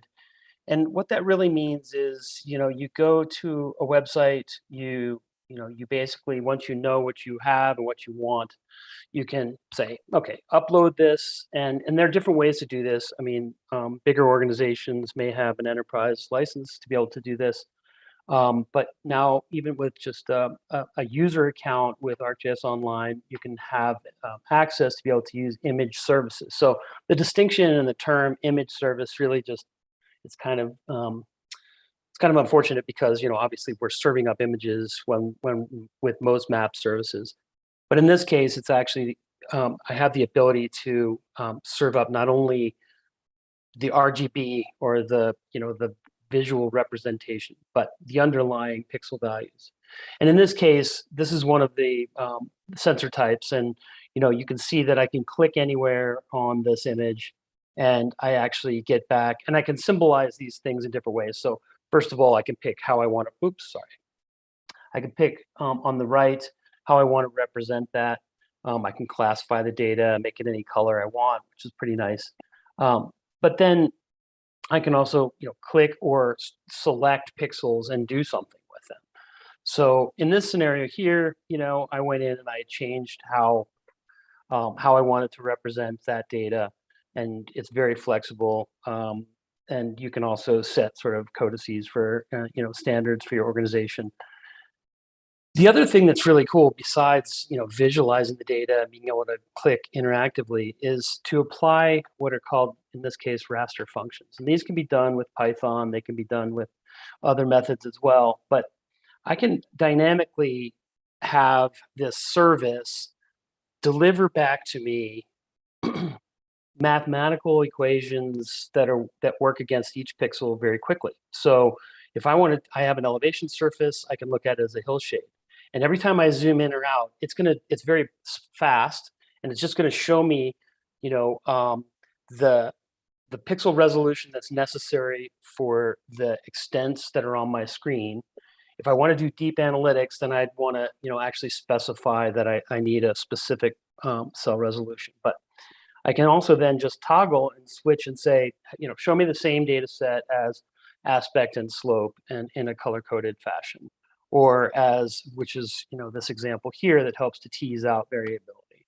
I can look at, I believe this is roughness or ruggedness. And you can see that I can get in and I can also identify and specify specific parameters that can be used in other tools and other analytics. So where this actually gets us is the ability to whip up a web application, which I also did in ArcGIS Online, and it was actually very straightforward. This application took about 40 minutes to put together from start to finish, including preparing those image services. And it's the kind of thing that, again, you don't have to be a programmer to do this. And you can actually, if the services are available, you can build a tool that helps you to do exactly what you need on the fly. Or someone can author this and provide these sorts of capabilities. So I have a set of layers on the right side with 4 years worth of the JEBCO grid, as well as 4 years worth of the TID data set for the type of sensor that was used. And in this view, I click and I can get the image I have 2 that are turned on. The first one is telling me the nature of the sensor, and the second one is telling me the actual pixel value in terms of depth, okay? Well, with that same information, we can do a function that would subtract one surface from another and show areas of difference, like on the bottom right, or I can dynamically generate a profile. And that profile could then be exported. So I can use this as a QA/QC to evaluate my data against the existing JEBCO grid or some other surface like that. And we can also create little widgets to sort of see through the data. So if you keep an eye on that magnifying glass, you can see the change over time in a given area, and I can just toggle those quite easily, right? So I can go back in time, 2019, and then 2022, and you can see what's been covered and what hasn't. And that's just an interactive JavaScript tool. And again, the front end could be built on anything that could consume these types of services. So, that's really the gist of what I wanted to talk about. And just to give you an idea, here's the live application. And as I toggle these various layers, I can specify what layers I want to be able to see through. And so, it's really quite simple. So you can have the ability to access these layers. They're self-documenting, you can have metadata associated with each one. And this image service is hosted by Esri, and so I don't need any server infrastructure to be able to do this. Okay, so That's what I wanted to share with y'all. Thanks very much. Great, thank you so much, Weatherby. So many questions, but now's not the time. We look forward to participation throughout the week. I hope we really do hope your schedule allows. Okay, so moving on, next up is Meredith Payne from the SRI. Meredith.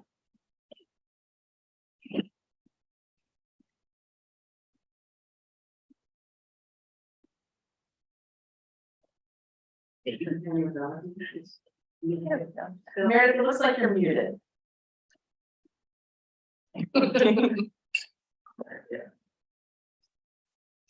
Got a very ominous, the host will not allow you to unmute yourself. We can hear you now. Awesome. Thank you for having me today. So I am going to give you a brief introduction to ArcGIS Bathymetry, which is my product. And ArcGIS Bathymetry was all new for ArcGIS Pro 3.1, which I believe was released at the end of February. So this is fairly new. So I'm going to start with, well, what is ArcGIS Bathymetry? Let's address this question. The ArcGIS Bathymetry solution is a versatile data management and modeling tool that can adapt to many workflows.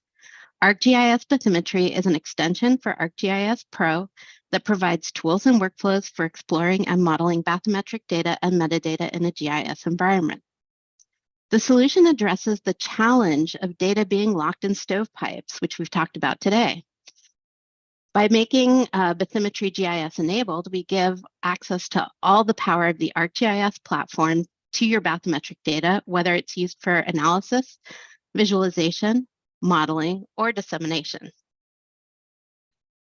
Now I want to go into what it's not, which is especially prevalent for hydrographers. I get questions a lot. So it's not a data collection or processing software. You don't operate ArcGIS Bathymetry on the water with a data collection platform. It's not used for implementing patch tests, sound velocity, tide, positional, or other data corrections. You don't do dot killing in it.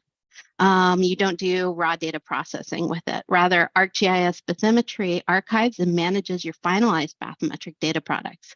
And by finalized, we mean that the bathymetric data have been cleaned and processed and used to generate points, point clouds, or rasterized surfaces intended for use in models, analyses, and nautical cartography. So for ArcGIS Pro 3.1, ArcGIS Bathymetry is a hybrid solution. And this means that different parts of the workflow are achieved with different pieces of the solution. So the data archive and management pieces are done on ArcGIS Pro Desktop. So that's the desktop, your computer solution. These functions are performed by one or just a small group of licensed administrative super users, and you may call them data stewards. And all eligible data in the archive are then published to ArcGIS server as an image service. And we just saw from Weatherby that some really nice image services that he was working with. And this facilitates data sharing both within a group, your own agency, or externally as permitted by your organization's permission assignments. And finally, at ArcGIS Pro 3.1, the ArcGIS Bathymetry extension is delivered with a web application. And the configurable web application is made to consume the published image service of your data and allows users to explore and extract the data from the web app. And those users do not need to have ArcGIS Bathymetry extension licenses. So the fundamental element of ArcGIS Bathymetry solution is the Bathymetric Information System, or BIS. It is the key component from which all ArcGIS Bathymetry function stems. The BIS is a spatial geodatabase container that is an efficient and lightweight database for archiving survey data and its associated metadata. For its framework, ArcGIS Bathymetry uses an all-new Esri data type, the catalog dataset, and this data type came out also with ArcGIS Pro 3.1. Catalog datasets are lightweight data information systems that references data by their storage pathways. Data are then accessed and rendered on the fly in the map. Each dataset has an extent footprint that is automatically generated when the dataset is registered to the catalog. Catalog data sets are unique in that they allow almost any type of spatial data to be archived together in the catalog. The ArcGIS Pro BIS schema allows users to create custom extended metadata fields and domains directly in the ArcGIS bathymetry catalog table. This is a flattened table structure that allows metadata entry and configuration with core ArcGIS Pro tools. It is easily human readable and also used in scripting and automation. As seen here, the ArcGIS Pro information tool identifies all layers at a point in the BIS catalog and lists their metadata attribute values.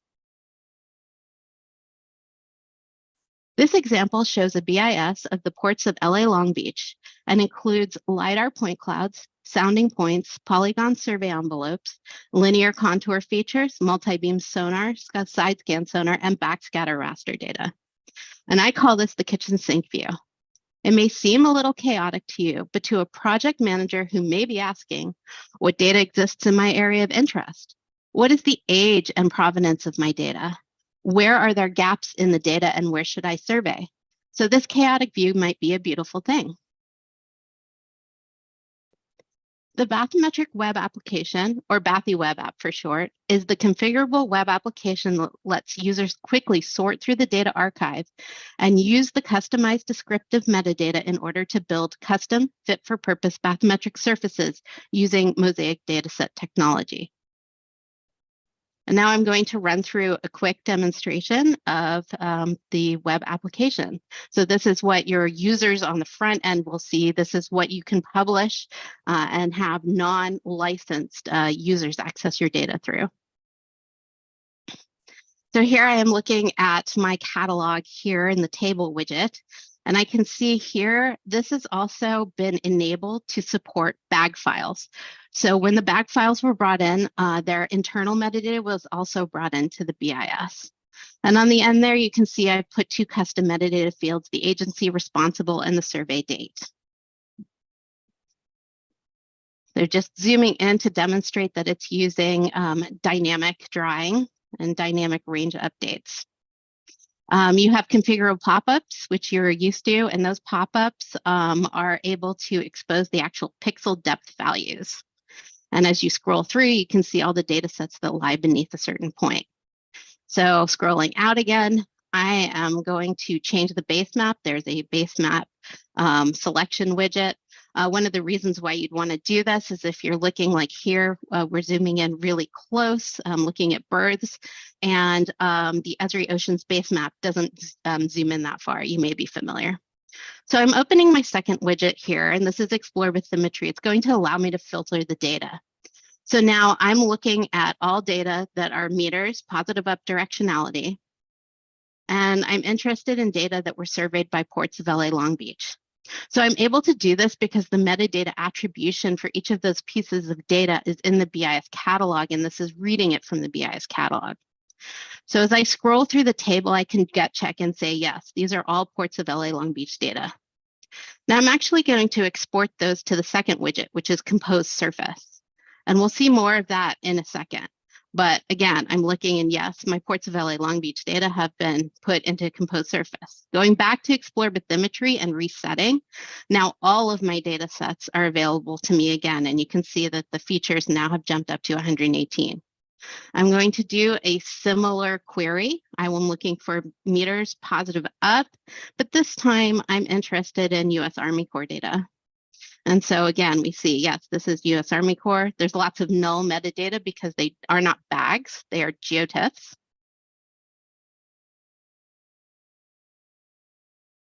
So zooming out so that I can see, yes, this is my channel raster data, and that's what I'm expecting for Army Corps data.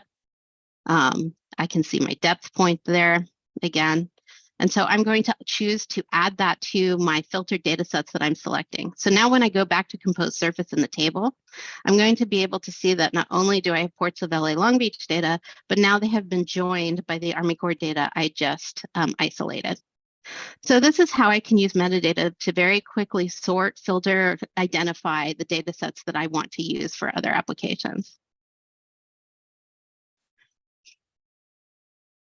So now I'm going to use my third widget, which is Compose Surface. And here's where I can apply rules to the data.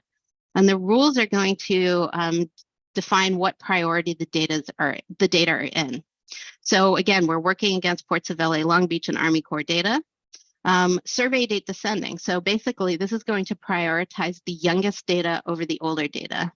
And the second rule that I gave it, a cell size ascending, is that the cell size, I'm going from finer resolution to coarser resolution. So the first rule that you create always supersedes all rules that come beneath it. And then finally, percent coverage ascending. Now I'm actually able to download this as a rules file. And what it's going to download is basically a human readable text file. And if I look at that, first I'm going to also download the model. So the rules are the rules that you saw me just create and apply. They're rules only. However, the model that I'm creating now is the data sets, the specific data sets with the rules applied to them. So I can write any descriptive text that I want to in that box. And the model file that you're going to see, which is another JSON text file that I'll open up here, is basically, it's going to have that description, which is great for housekeeping. Who made it? Why did they make it? When did they make it? Etc. Then it has all the data sets by unique identifier listed in the order that happens when you then apply the rules. So this is my subset of filtered data with the rules applied to it. So you see the list of data sets, and then the last thing that you see is basically the rule set that was applied to it. So this is just a quick overview of using the web application that's delivered with the solution in order to quickly sort, filter, and extract data for other uses. So in looking at the review and the summary document that you sent out from your webinars, there were certain pain points that are listed that I think that ArcGIS bathymetry addresses. So the TSCOM webinar series report, that's what I'm talking about. So data sharing through web image services promotes universal data discovery and access. It optimizes sharing with the diverse user community. Furthermore, web analytics tools can provide crucial information on data access and usage, which will help data stewards understand user needs. Robust data queries lead to quick and easy identification and use. Metadata is customizable to user needs and allows for easy data identification and extraction, as I just demonstrated. For example, metadata can clearly show important data parameters such as data collection date, resolution, or provenance. Bathymetric surfaces are made from data extracted from a BIS, and they have known and traceable characteristics. Coordinate reference systems and data reprojections can be controlled and constrained by the data stewards. BIS data are projected on the fly rather than being transformed. So that's just a few of the pain points that it addresses. So here's a summary of capabilities of ArcGIS bathymetry. For time, I won't go into each one of them, but I wanted to let you know that the solution is growing. This is in its nascent stages. And so feedback is very important to us, and user influences development. So please get in touch with us with use cases you have and things that you would like to see this do. I'm going to end here with some links for ArcGIS bathymetry that you may find helpful, including a set of tutorial videos on how to use the solution that I recently recorded. So thank you.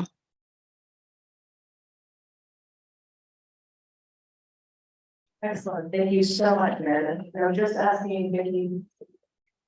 So the plan, unless people object, or that we're gonna leave the live streams of on YouTube for reference for later. If anyone has a problem with that in terms of content being shared, let us know and we can address things. But that way we don't have to ask people to provide slides for us to share. Great, thank you. So saying that in response to Meredith's contact info on that last slide. Thank you, Meredith, very much. Okay, moving on now, our next presentation is by Julian Margot from Teledyne. Julian?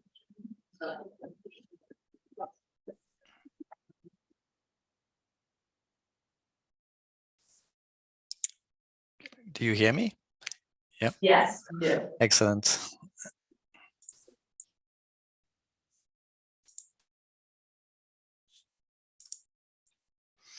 And now you should see my screen too. Yes. Excellent. So good morning or good afternoon. My name is Julien Barbeau. I'm the product manager for cloud solution at Teledyne Geospatial, formerly Caris. And I'm in Fredericton in Canada on the eastern coast. And today I'm going to do a brief presentation about the BATI data service, which is one of the services that are hosted on our Caris Cloud platform. And I'm specifically going to talk about how we can leverage Caris Cloud hosted services and Caris on-premises tool to accelerate sharing automatically bathymetric products in a standardized way. So first, a bit of context. This is a simple diagram to illustrate how the data flow from acquisition to stakeholders. So on the left, you have data being acquired, and data is continuously being ingested in a production environment at hydrographic offices, for example, or at waterway authorities. So in the production environment, the data is processed, it is transformed, integrated, and products, bathymetric products are generated for various stakeholders. And stakeholders often are humans, but in some cases, they are also machines. That's why I put services there. And I designed these arrows with dash line to indicate like the specification of the products or the producers are asked to do. They vary often from a stakeholder to another, and it's often not easy to distribute the data to the stakeholders in an efficient way. There's often a lot of manual tasks involved. And there are new stakeholders coming in, new people interested in bathymetry coming up every day with new use cases. So it's consistently changing. At the production environment, many of the producers, they are using Caris BATI database, and they're using Caris BATI database to store, manage, and process the bathymetric data, as well as generate products. So we saw an opportunity to accelerate the distribution of bathymetric products. And what we did is we added a way to, inside the BATI database, to connect to our cloud platform, Caris Cloud, and through the one of the services called BATI Data Service, so that customers can automate sharing their bathymetric products by configuring it on premises and scheduling when they want to share the bathymetric product. And we moved the generation of products from the on-premises to the cloud.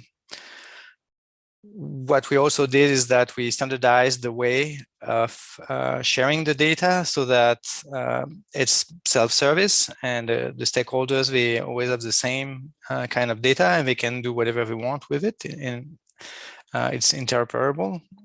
And to do that, we automate the pipeline basically from the on-premise solution to the cloud to the stakeholder.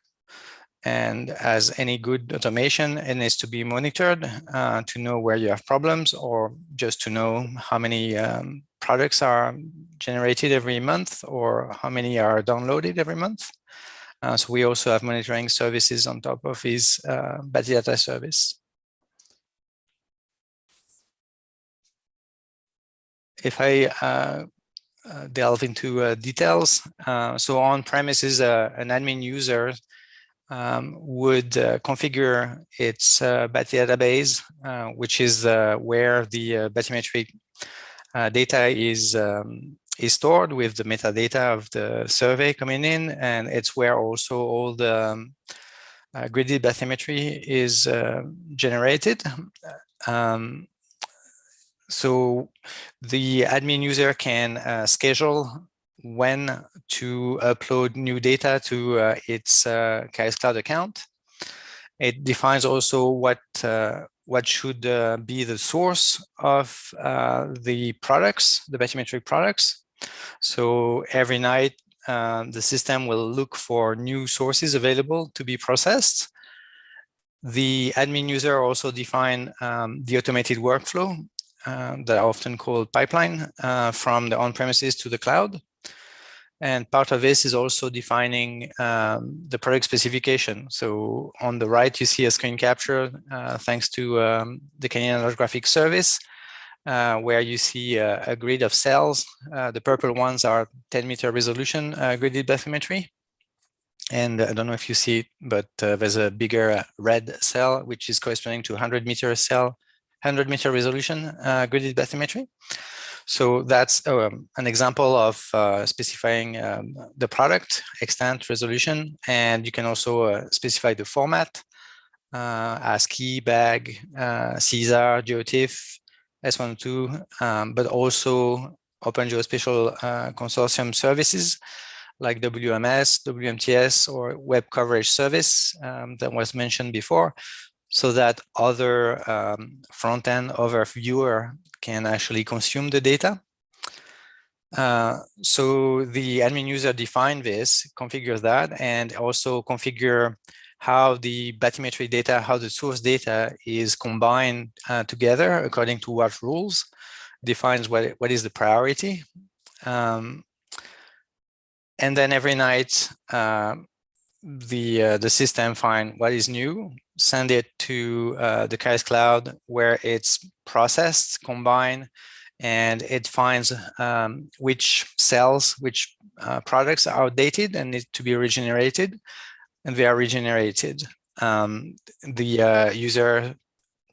users can access it through web user, either the Keras one or through whatever user that can read either the OGC services or that can consume from the Keras HTTP REST API.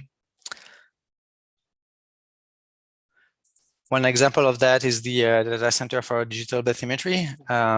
I was showing just before the Canadian Hydrographic Service non-navigational data, and the Canadian Hydrographic Service is serving that data through Keras Cloud, and the data center for digital bathymetry is opening Canadian data through Keras Cloud and show it in its viewer. So I thought it was a good example to see how a producer, a data producer, a data collector can automate sharing its data to other stakeholders. That was a very quick presentation.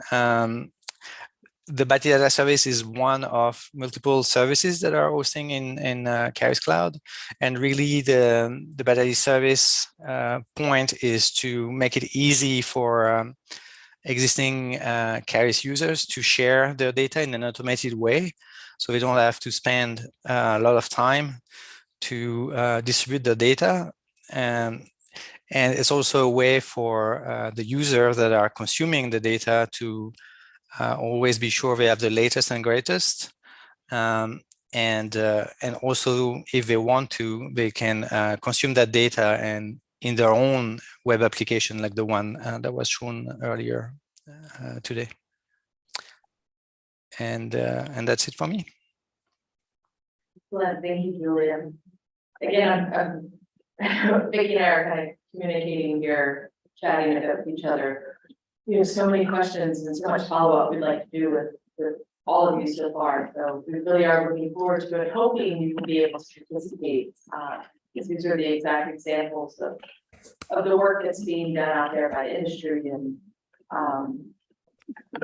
that when we start digging into the problems, those solutions, and figure out a way how we really are going to be more inclusive and all working together to be able to speak more to what's being demonstrated. So thank you.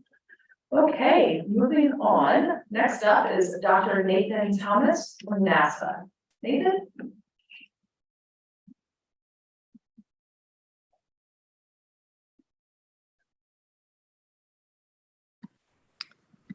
Yes, hi. Sorry, getting lots of pop-ups here. Right. Just need to. I don't see the share screen option currently.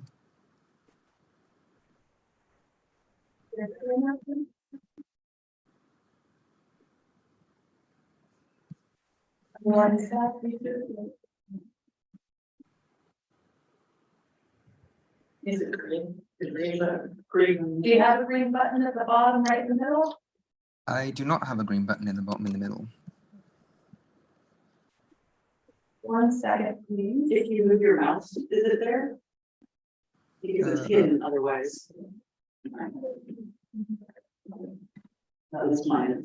Yeah, unless you put the mouse over the map, so far screen through here. Yeah, no, yeah. I do have the slides if it needs to be. Okay. Right. Yeah, that might be easier at this point. There we go. Now you were just made the co-host. Oh, okay, great. All right. Do I have the share button?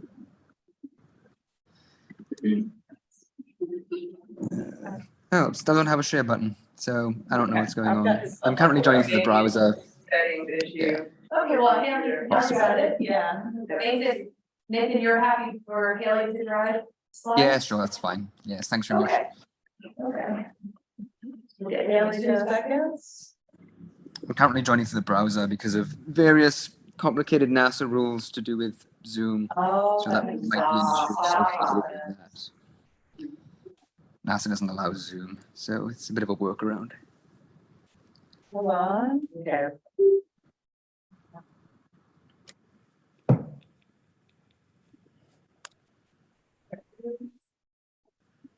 But I can introduce myself for the time being. So I'm Nathan. I'm from NASA Goddard Space Flight Center and University of Maryland. I've been doing some work with bathymetry lately. I'm not naturally an oceanographer or in the bathymetry sector, but I'm more of a land coastal guy. But recently I've been doing some work with some bathymetry analysis. So I'd like to show you some of the science that we've been doing from our side. Unlike sort of the previous 2 talks you've seen, that I'll be showing a little bit more about how we you can create bathy data ourselves a little bit more, and how we drive our open source science and how other folks can follow in our footsteps and make their own data. But I will come back onto some of the sort of data sharing initiatives that we do have towards the end. So if you go to the first slide, please. So something I want to introduce is ISAT-2. ISAT-2 is a NASA instrument. It was launched in 2018, 19, I forget. And it's a very special type of spaceborne LiDAR instrument. So it's a spaceborne laser, and it shoots individual photons and then detects individual photons of light. So you can see in this image here in the bottom left, this sort of faint outline, you can see the different portions of that have been labeled. And you can see that we're getting bathymetric returns in the LiDAR instrumentation down to about 25 meters here. This wasn't part of the initial mission design. So this is all kind of very new, and it's kind of exciting that we can possibly see beneath the waves with this instrument. Next slide, please.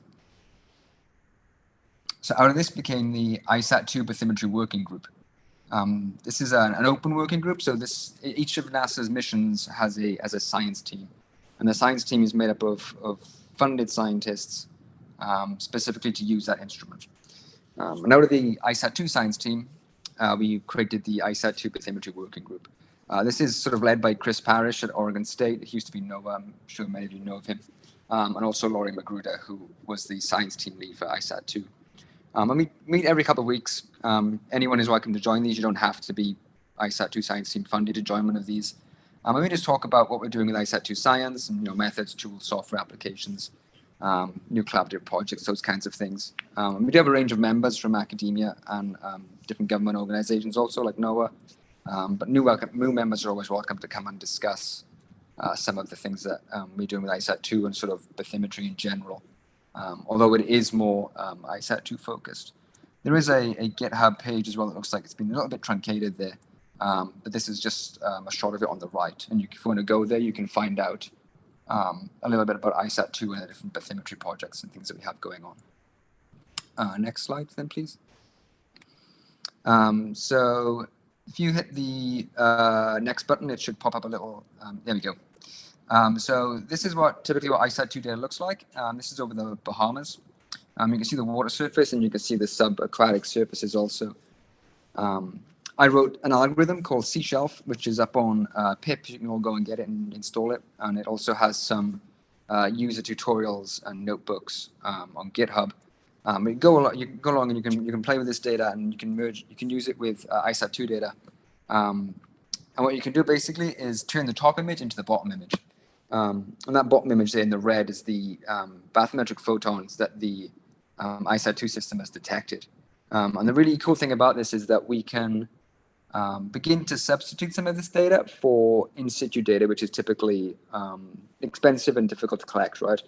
We know some of the difficulties in collecting sounding data.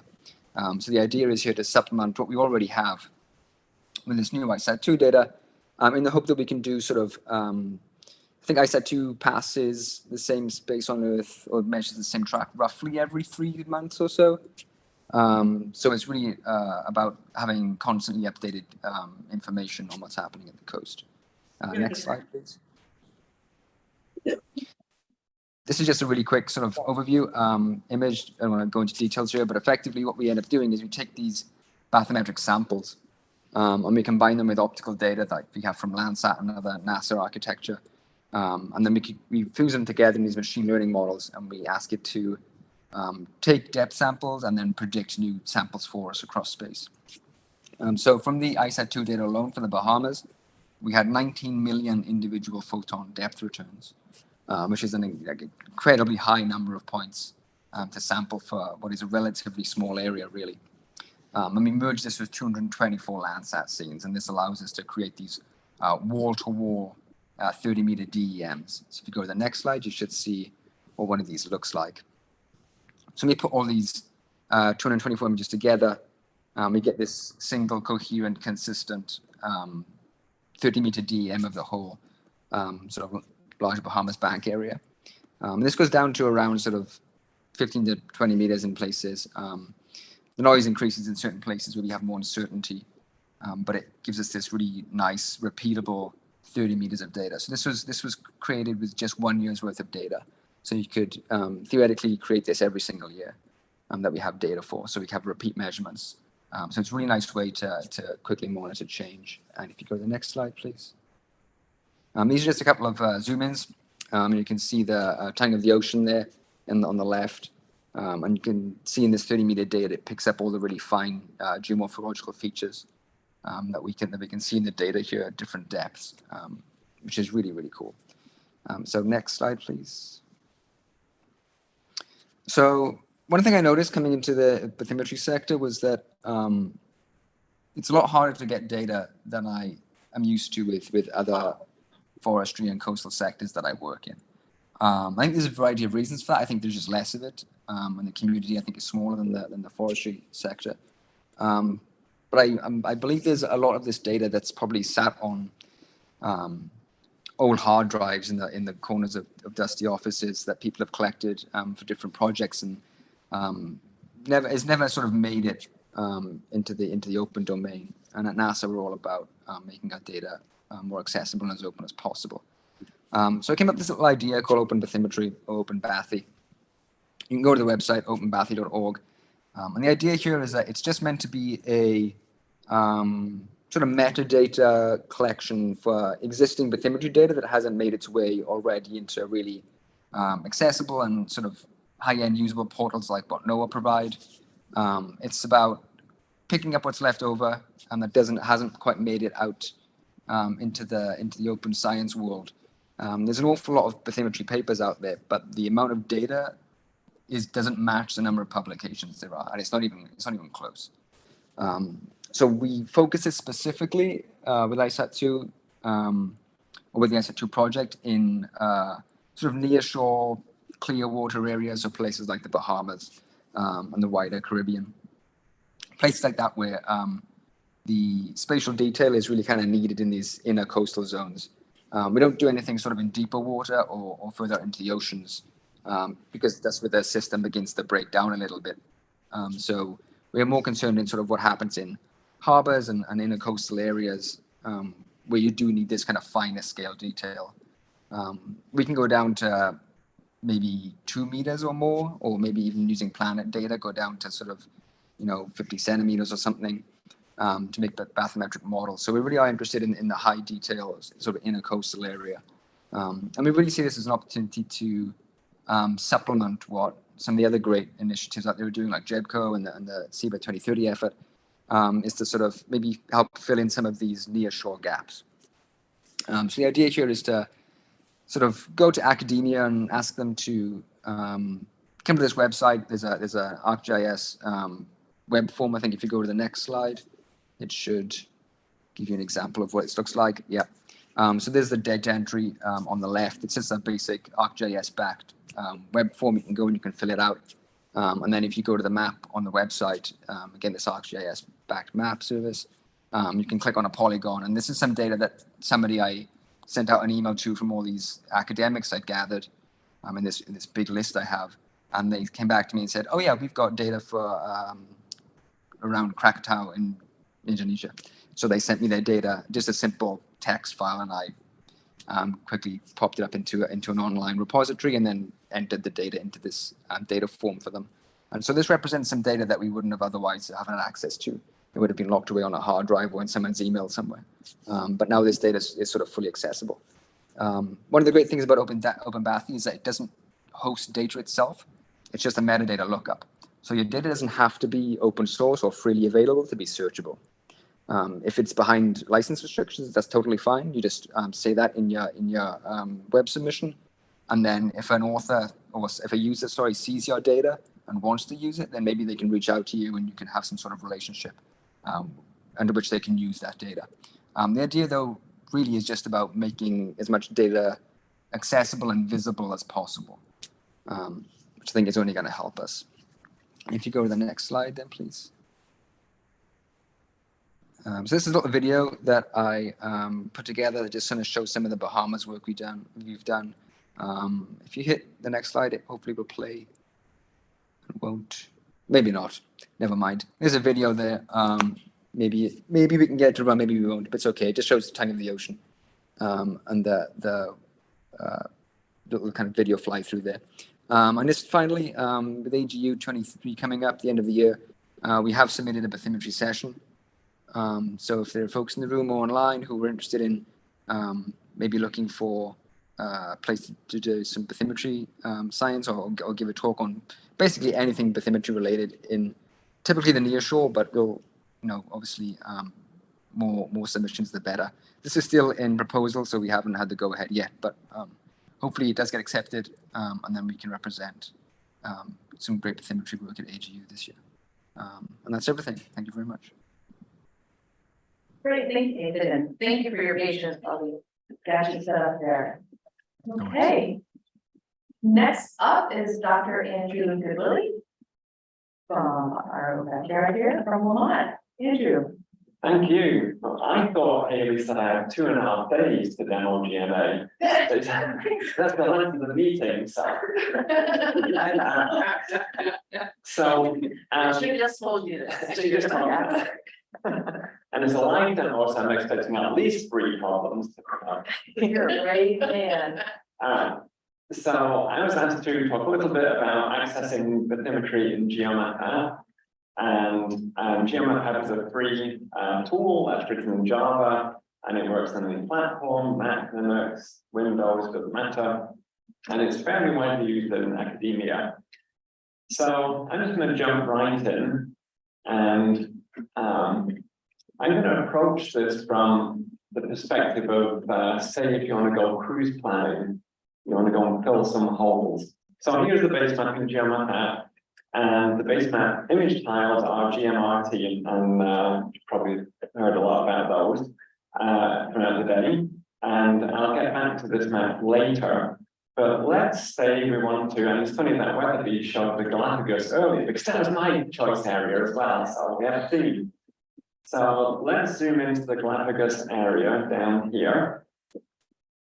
And just to orient ourselves, we have down at the bottom here's the Nazca plate, and the top is the Cocos plate, and over on the left is the Pacific plate, and this is the triple junction right here, and the Galapagos Islands here. And coming through the middle is the spread ridge. So this is, it looks like it's fully mapped, but as we all know, the reason this meeting is taking place is there's lots of gaps in the ocean. So let's have a look in GeoMap app at the existing SWOT bathymetry coverage that we can get in GeoMap app in the multi-beam portal. So we'll start there, and we'll go through as if we're doing a cruise. So I clicked on the portal and it brings it in, and I'll just zoom in a bit more. And we see the Galapagos Islands and the tracks, the center beam tracks of SWOT. And if we were to select one of these tracks of the existing data, let's say select, oh, you have to be a good shot with the mouse. There you are. It turns it white. And for those people who have better eyesight than I have, a little bit of the white track probably looks red. And that red, oh, I can show you, I can't really see it up there. You might see it on your screen, but that red segment of track is down, listed down at the bottom. It's a Melville cruise from 2010, and the individual file that I clicked on is this particular SWOT file. And if you wanted to download that, you go to the download the file, and off it goes, and it pulls up our download page. So you can get to it like that. So let's say you're going to go there in a ship and you want to look at filling in the holes. So I'm going to turn that portal off for now. And I'm going to load the footprint layers that are built into GeoMap app. So we go in, and I'm just going to pull this up. And we have the, I'll make this one wider so you can see what they are. There's the Jetco footprint layer. And there's the data center, IHO data center for digital bathymetry layer here.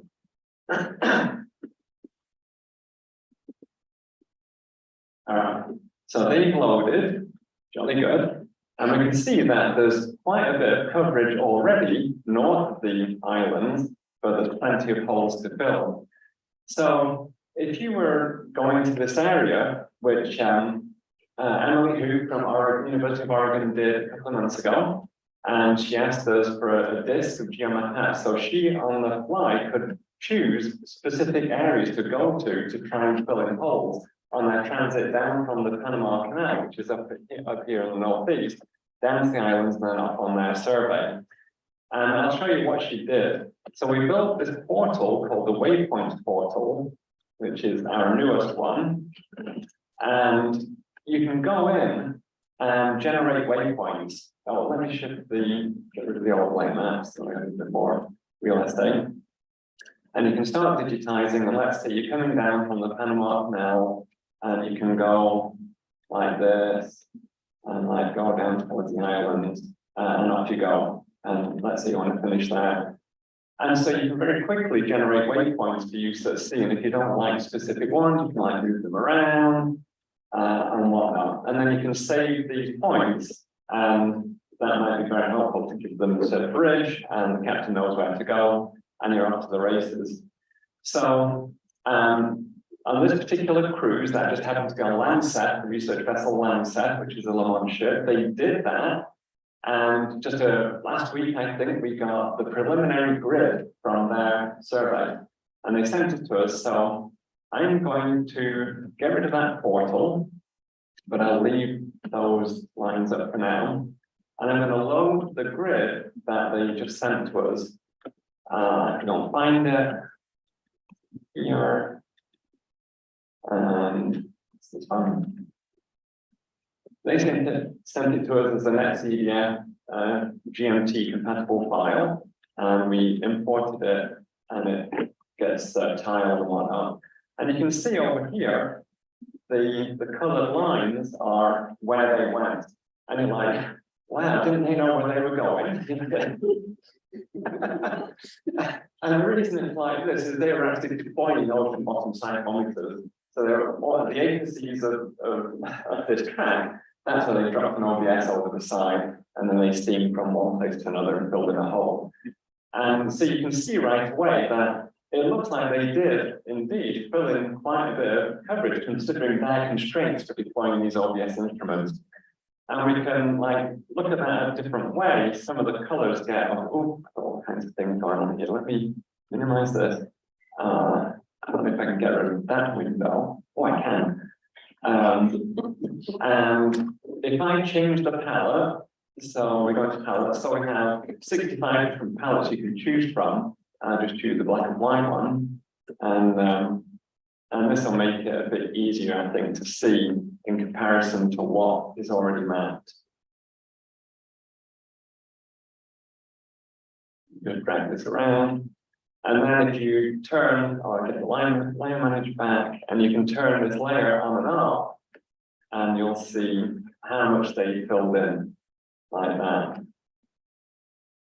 So that was a nice example of using a tool like this in the real world setting where they went and filled in the holes and then sent the data to us. So once we had the data, the scientists said, yes, please put it in GMRT, which is the base map that you're seeing here. And if you turn on the mask, that shows where existing swab coverage is. So the dark, let me just explain this. The dark colors, which is pretty much most of the map, is infilled with the JADCO data to fill it in where we don't have the swab coverage. And if I turn off the, let me just turn off those areas. The transparent areas are where we have the swab data in the synthesis. So you see that there's a very good match between the footprints that exist and what's already in GMRT. And you can see how this new data set is going to fill those holes. All right. So that's one way that you can access the bathymetry with a multi-beam portal and you can plan for a cruise. And then last couple of things to show are once you have the synthesis, let me just kill everything. Why not? And go back in. And we'll quickly look at once you have it in there, what you can do with it in the GeoMap app to make it useful for science or whatever you want. So, who likes to have Hawaiian Islands? Nice places, right? Let's go there. Okay, you convinced me. We'll go there. So here we are. Here are the ones that are above water. And if you look here, you might not be so keen on the Hawaiian Islands if you look at the landslides offshore. And these are these huge blocks of island that dropped off. And so here they are. And you can zoom in a bit more. Let's say going on to a bit more. This one, this is this Mongo landslide. So once you have it in the synthesis in GeoMap app, and you can do this if you've imported your own grid, you can load the underlying Z value, the third dimension. And when you do that, slowly we're on Wi-Fi.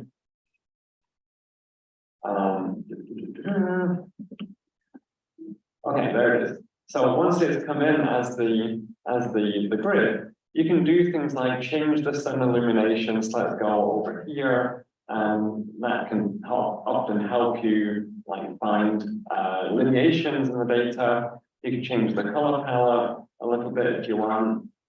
You can put contours on there. This is always fun to do. All right, we'll do 100-meter contours. That's the default. And then you can do nice things like draw a profile through the data. So you can come and use something like that. So things that are fairly useful, and this is one reason why a lot of people use this for teaching. It's handy to be able to do some of these. So there's not only, you see the email that Bernie just sent me.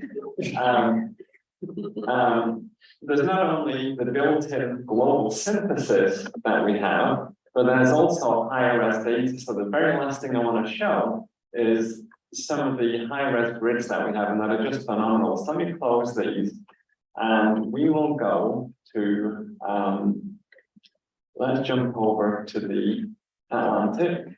I'm going to go in and find the Atlantic, we go to the Mid-Atlantic Ridge, and go down to the tag region is hydrothermal vent side.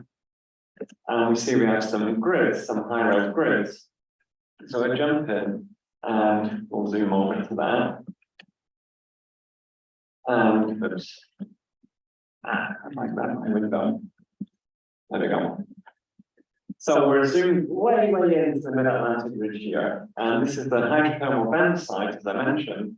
And you can see this, this is phase bathymetry from the SL sled, the Hui sled, from 1994, I think it is. Yeah, Tag 94. And then we have that was a 20-meter grid. We have a 2-meter grid. So we're getting into the resolutions like Nathan was just talking about. And I'm in enough space. Let me hold on. Let me just zoom up here and going a little bit more to this area. So that's a 2-meter grid that came in, and then, does anyone want to go further, see more detail? Hands up, yes. All right, I think clear. There you go. 25 centimeters. So this is just insane, right? And so this is going to come in, and right in here is where they have that 25 centimeter data. And if you turn off the other layers, you can sort of see it on its own in all its glory. It's just phenomenal. And all of those things that you can do with the other gridded data sets, you can do with this one too. If you wanted to download any of these grids, you can click on these tourist information symbols here. And like for this one, the most recent one we put in, it brings up our database page. And if I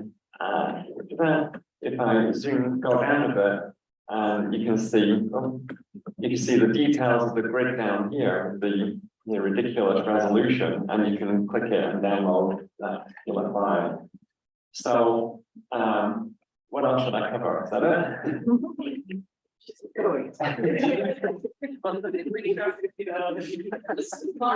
Yeah. We're kind of not really doing that. How'd you get to that screen?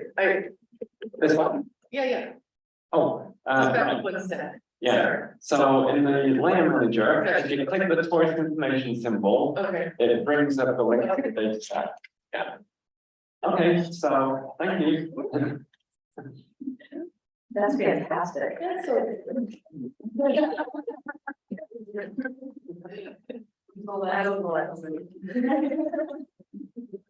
Thank you, Andrew.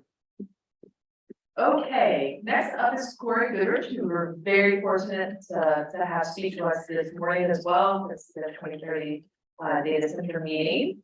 And now she will be speaking again on behalf of TSCOM. Corey? Hello. All right. Thank you for the introduction. That is going to be a tough act to follow. Here we go. Okay. So do my headphones work okay? Are you all hearing me all right? Yes. Great. Okay. I'm Corey Goodrich. I'm one of the owners and the managing partner of TCarta, a very small space-based coastal mapping company of 16 individuals, primarily based in Denver, Colorado. And I want to thank you for the opportunity to present a lightning talk regarding satellite-derived bathymetry and approaches TCarta implements to visualize the vast impact SDB can have on current shallow water bathymetry status, and to put that theoretical impact into production. Oh, and I have throughout the slides put in some connections. I think this most specifically connects to webinar 4 on data processing, transformation, and integration. In full transparency, I've boldly deleted the open source portion of the quote above here from webinar 4. First, TCARTA is a commercial entity, and we provide complete satellite-derived bathymetry software solution deployed in Esri's ArcGIS Pro. It's user-friendly and sensor-agnostic. TCARTA's SDB software is designed to ingest whatever data is available to support an informed user. Second, in our experience, and as some of the content from webinar 4 pointed out, open source can mean little to no support, a steep learning curve, and some processing bottlenecks. As I had the opportunity to outline in our presentation on collaborations this morning, TCARTA offers full end user support. And in these next few minutes, I will provide a simple outline of an approach that takes the user from understanding the applicability of SDB in territorial waters through to production of an informed data set.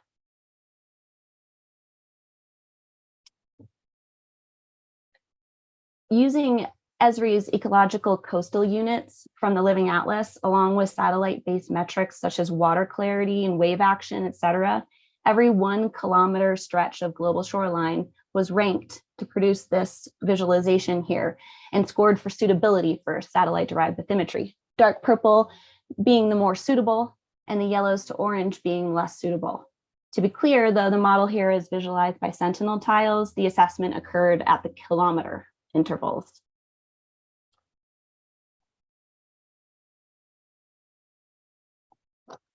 This SDB suitability mapping can build an understanding of application of the technology, environmental factors, natural resources, and the relevance of SDB production to coastal water mapping, and the potential impact SDB can have on, for example, hydrographic offices tasked for keeping updated charts of their waters.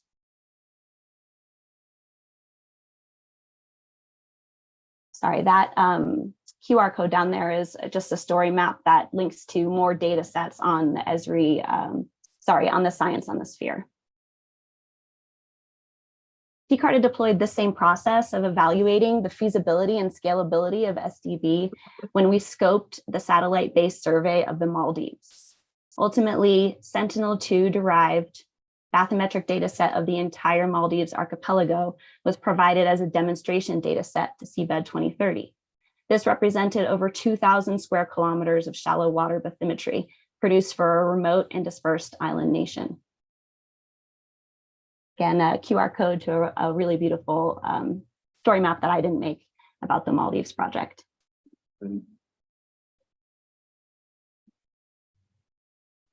The vision for scalable regional SDB production, plus TCARTA's SDB software, which is known as Trident Tools, plus 1 young hydrospatial analyst, plus approximately 3 weeks, is all it took to produce the superb demonstration project for Seabed 2030 of the Maldives. This is a great demonstration of SDB's ability to make a difference for global shallow water mapping. SDB is a trainable skill set. A GIS background, some awareness of remote sensing, and a few days of training is enough to get started. TCARTA makes additional support through workrooms or web calls for troubleshooting and advice in challenging areas. And often we spend a lot of our focus on selection of imagery or evaluating imagery. This is just a little bit about our toolbox. Trident Tools is deployed as a geoprocessing toolbox in Esri Arc Pro. The structure of Trident Tools allows the user to bring in a variety of imagery sources and in situ data types. Additionally, TCARTA has a catalog of millions of bathymetry points. I think Nathan was talking about them earlier, covering approximately 1,888 sentinel tiles around the world, collected from the raw photon data of NASA's ISAT-2 green laser from space, which can be used to calibrate and validate data sets where there is no existing data set, another issue that was cited in webinar 4. Trident Tools, training materials, and customer support can guide the end user in selecting the proper algorithm based on the area of interest and on the quality of the in situ data available. Standardization of data formats is also cited as an issue in webinar 4. Trident's Bag Creator makes SDB products in an industry standard file format, bathymetric attribute grids, which provides the added benefit of including uncertainty and metadata, two very important components of bathymetric data, in a single file. So these info are inherently provided along with the bathy data.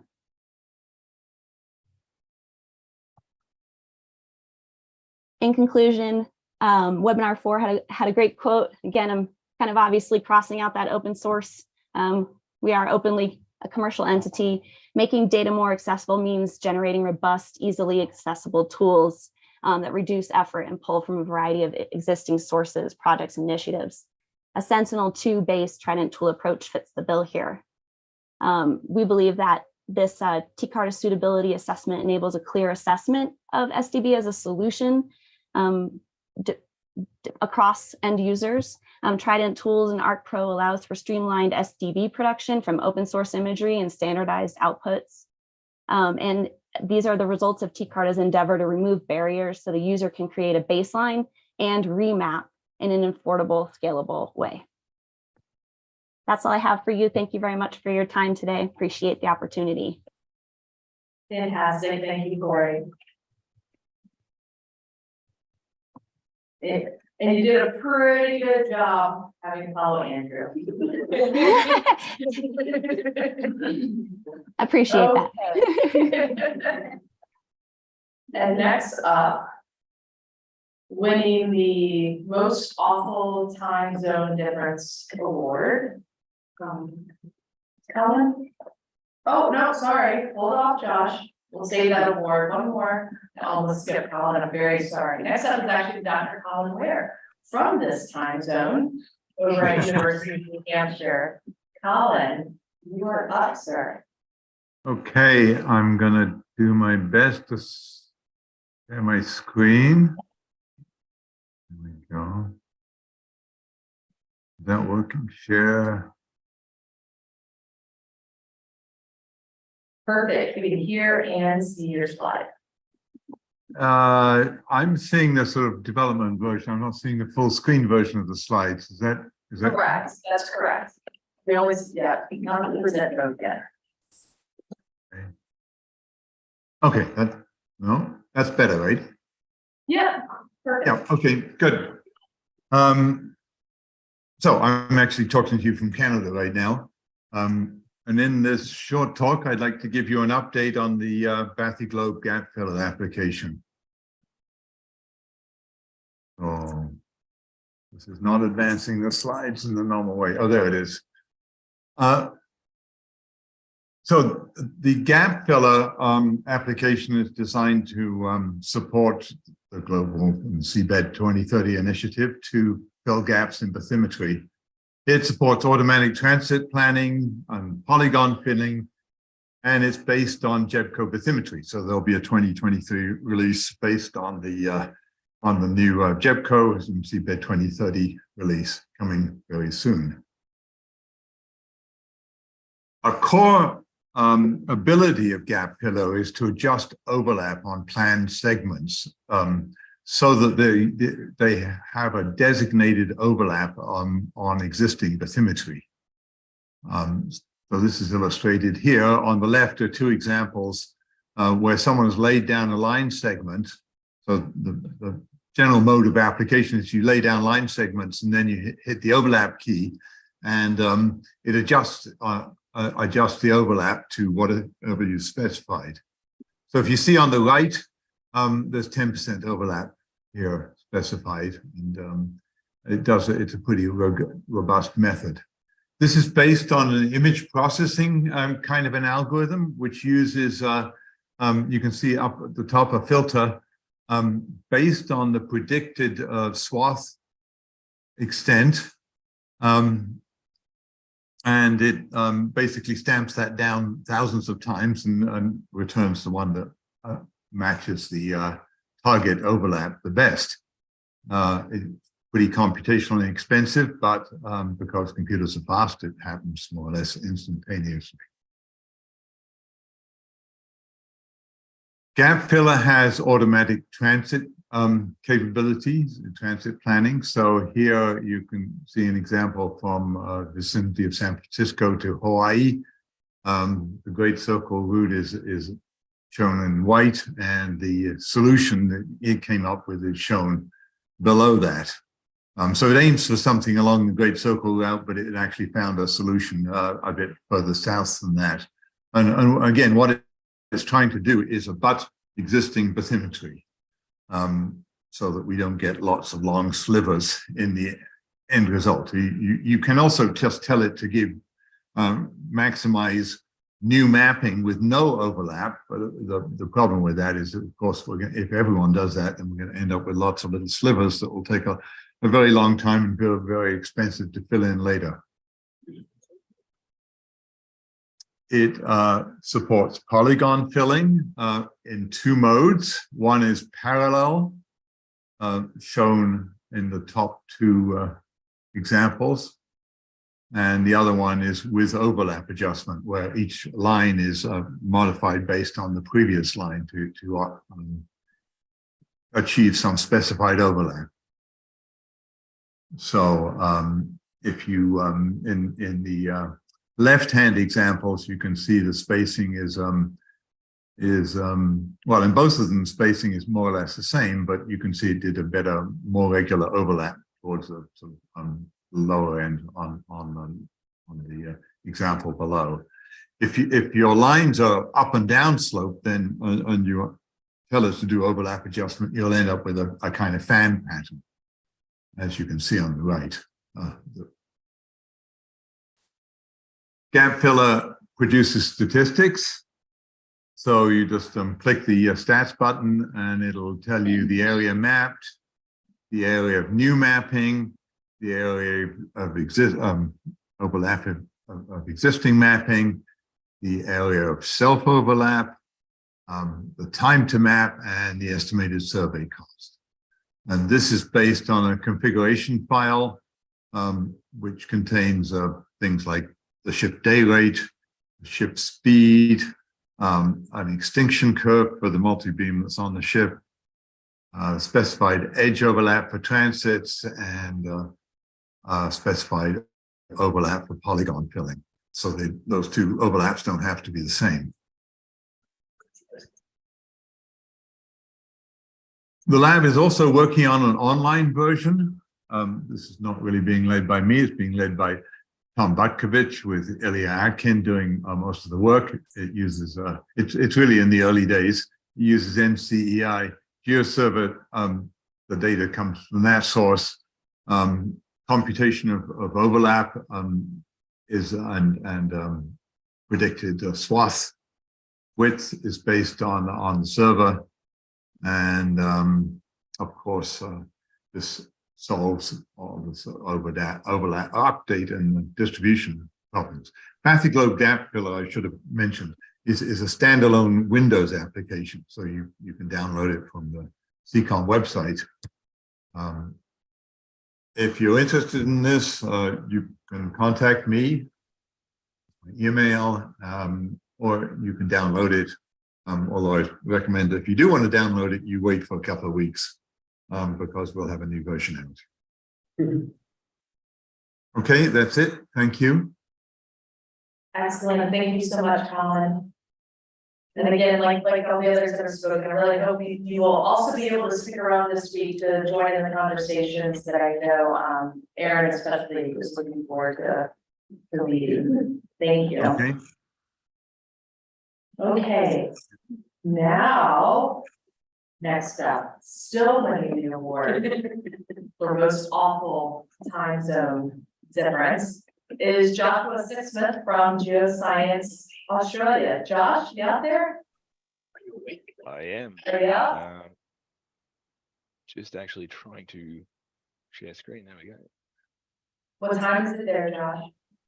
6:50 in the morning. Oh, that's nothing. I think you have to do much, much worse than that.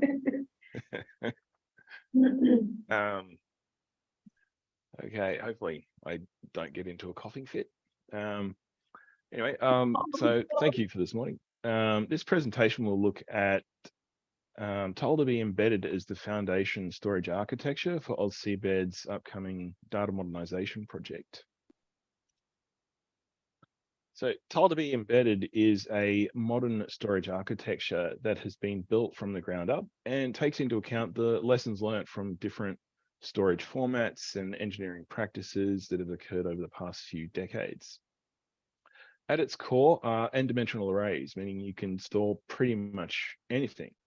It has extremely powerful indexing capabilities and allows users to create dimensional axes consisting of strings, integers, floating points, for example, longitude and latitude, and even time to perform hyperslab subsetting. It has many APIs, meaning users can almost pick their language of choice and build capability into new or existing code, existing tools.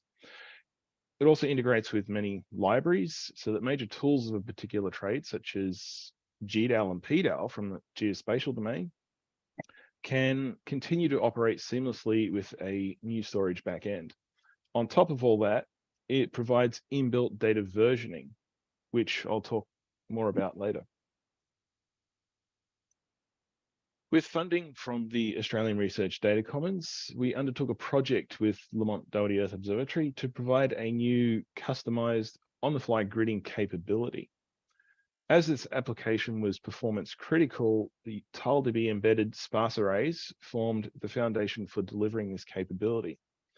The data we produced can be subsetted using longitude and latitude coordinates and even on-the-fly filtering on an attribute such as only return values of or only return points that have a horizontal error less than X. Through this project and exploring different options, we realized there was so much more potential and capability for not just the bathymetry, but all forms of data, spatial and non-spatial.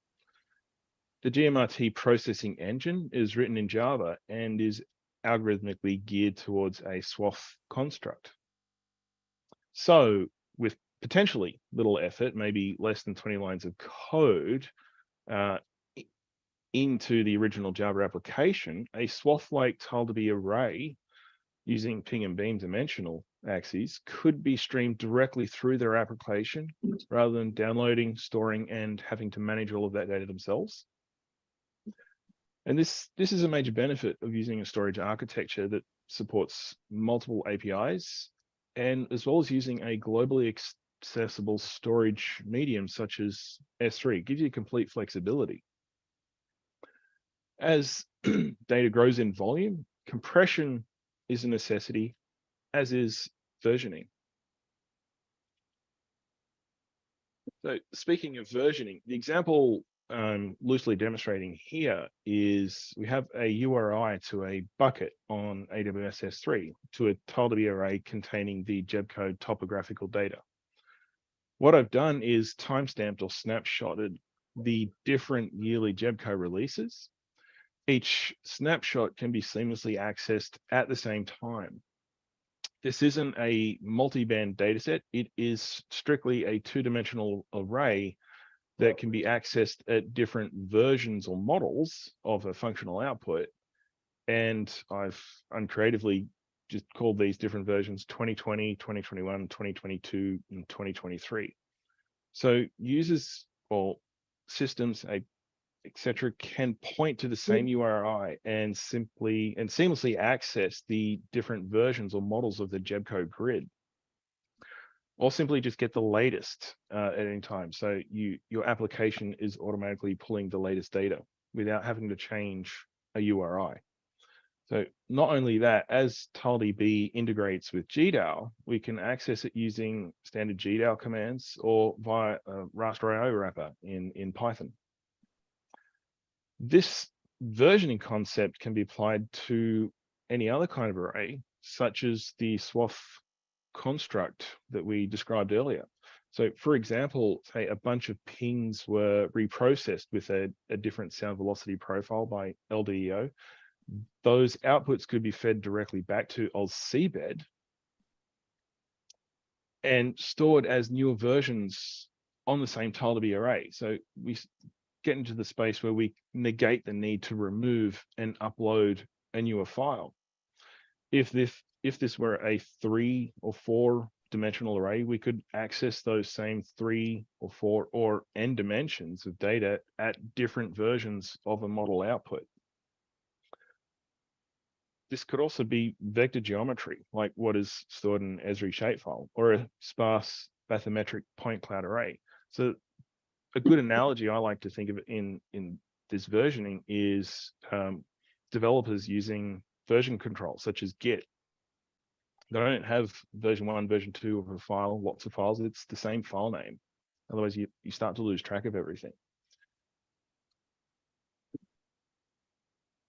So by utilizing object stores such as AWS S3 and tile2b embedded, data can be more easily distributed and accessible by users and applications. It really start to negate the need to run a server such as Threads to distribute data, or some other file server just to have your data available to other applications and services. It enables users to spatially and dimensionally subset only those portions of data thereafter. In short, you can expose and use this data in a way that makes it look like it is simply another file on your local disk. And start to build a future where we simply stream each other's data through our applications rather than copying it everywhere. So taking the same principles what we do on a local disk, but bringing it to the cloud. So coupled with inbuilt data versioning, we now have the potential for a truly global cross collaboration in working together on potentially the same array. So conceptually, this could be a global bathymetric point cloud array where different agencies can submit their updates and modifications, but we can all access the same up-to-date data or different snapshots in time of that data from the same URI. So AusCBIT is progressing forward with its data modernization project, and beginning in July 2023, where we'll be looking to work closely with the folks from TileDB to help build this vision. Thank you. Fantastic, Josh. I just leaned over to Vicky saying, I hope that you're able to also attend throughout the week, but I know that might be a bit much. But if you're committed, yeah, thank you. Thank you very much for that. Again, lots to comment on, but I know we don't have the time right now. Next up here in the room is Marcus Klosik? Yeah, you got it, actually. I didn't overthink it. From QPS, we're very, very excited to have him here in person. So Marcus, are you good for the? Yeah, try. We'll see if the owl captures share screen. Get out of cache. Share. There we go. Okay. Get rid of that window. I can. Oh, there you go. All right, just gonna talk briefly to try to keep myself to 30 minutes. Standardizing our fishing workflow. So what is QPS doing to kind of get all this data available to everybody here that is, say, watching either live or in person? A lot of people don't realize QPS is not just one product. We actually have a large array. We do have a full pay to pilot program. So whether it's from acquisition side or all the way to full processing or to actual pilot software for the groups bringing products into ports and harbors. But for the sake of what we're doing here, Quincy is our acquisition. In here, we have a lot. We've done a lot to make sure that you have a lot of real-time QAPC abilities, being able to see your data and make sure that it's being collected right the first time. Whether that's topo, LiDAR, bathymetry, side scan, magnetometry, sub data, all that can be encompassed here in Quincy. My background, for example, is doing offshore wind farms with a full UHR survey array off of one Quincy program. Okay. We also made some big strides in force multiplication. So this is something that was done with the WAMS group, and we're WAMI group now, and if anybody was at US Hydro, we had a nice demo of this year. This is actually one vessel with 2 USVs following behind us, and we're able to monitor it all real time. So being able to get more and more data real time without having to have more personnel or have that big, large money dollar sign attached to it, which is awesome especially for the 2030 option. This is also one of the things that's great about Saildrone and other different groups that are doing this USD approach for this type of work.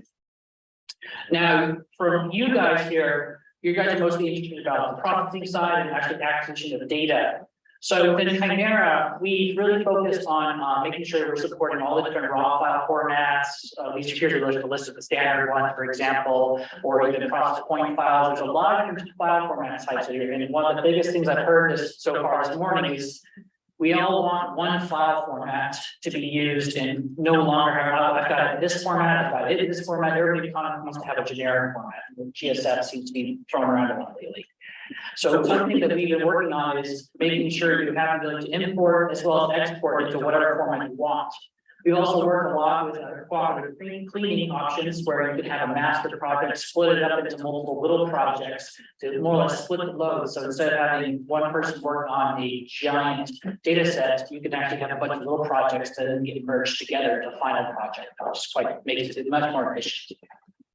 We also are expediting the processing workflows through various filters, QPS, Chimera. One of our biggest things are our filter profiles. This is an example of our 3D filter, which typically you would not want to, probably want to hand draw around and do manual cleaning, but with this, we have a 3D filter that can actually trust real three-dimensional objects. For example, this is a data set collected by Jar Brennan, R2 Sonic in St. Petersburg, Florida, where you could run this filter on the data set and trust the open hatch, the barrel, the trick tank, and everything. This is all from UHD data from the R2 Sonic systems. We also, the processing side, talk about NGT. For those familiar with backscatter, this is becoming more and more industry standard, it seems, for quick processing of mosaics. This kind of goes back into the metadata discussions that we've talked about. This is becoming more and more, not necessarily a requirement, but it's definitely asked for from NOAA, from anybody, any group really. It's pretty much a requirement now to have some sort of backscatter, at least in the raw format. Okay, so this could, the nice thing about FFGT is you can do both mosaics, statistical analysis of the system, as well as range and angle and range analysis for seabed characterization, not classification, because classification requires full ground truthing and so on and so forth. Also, Flight Mouse, a lot more academia are more familiar with this program. Nice thing about this is, again, we're trying to make sure we're using all these different file formats that are available to everybody, and so allow them to be brought into one three-dimensional, four-dimensional space. So allowing the timestamp to be actually taken into account. So you can, in here, you can create your different products, 3D fly-throughs, really have a visualization, everything.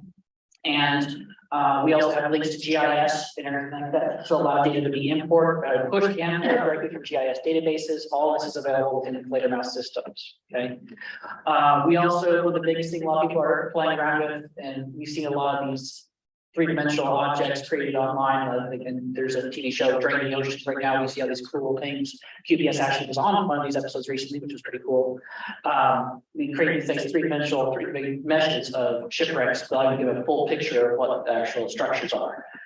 This is not just ocean-based, but also terrestrial. So, for example, here's a group that does scans of turbine rooms and dams, and they can take this, they're able to create a 3D model. Now they have something they can actually measure off of without having to physically be there. Now, one of the new things we've worked on Inflator Mouse that we are just releasing is we're working with entwined point files, so the EBT files. These are great because it is a much more efficient way of loading point cloud data. So instead of just having grid data, you can actually load in full-scale point cloud, LiDAR, laser, bathymetry data, and it will only load based on your zoom, what you're zoomed into. So the further in you zoom in, the more resolution that it's going to show. So, for example, I was working with our product owner, Inflator Mouse, and I actually imported the entire New York City area, and I could zoom in on all Manhattan and look at all the points. If I want to see more resolution on Statue of Liberty, I could zoom in on just that one spot. And this can be linked directly to a web-based UI as well, as long as you have the link to the database.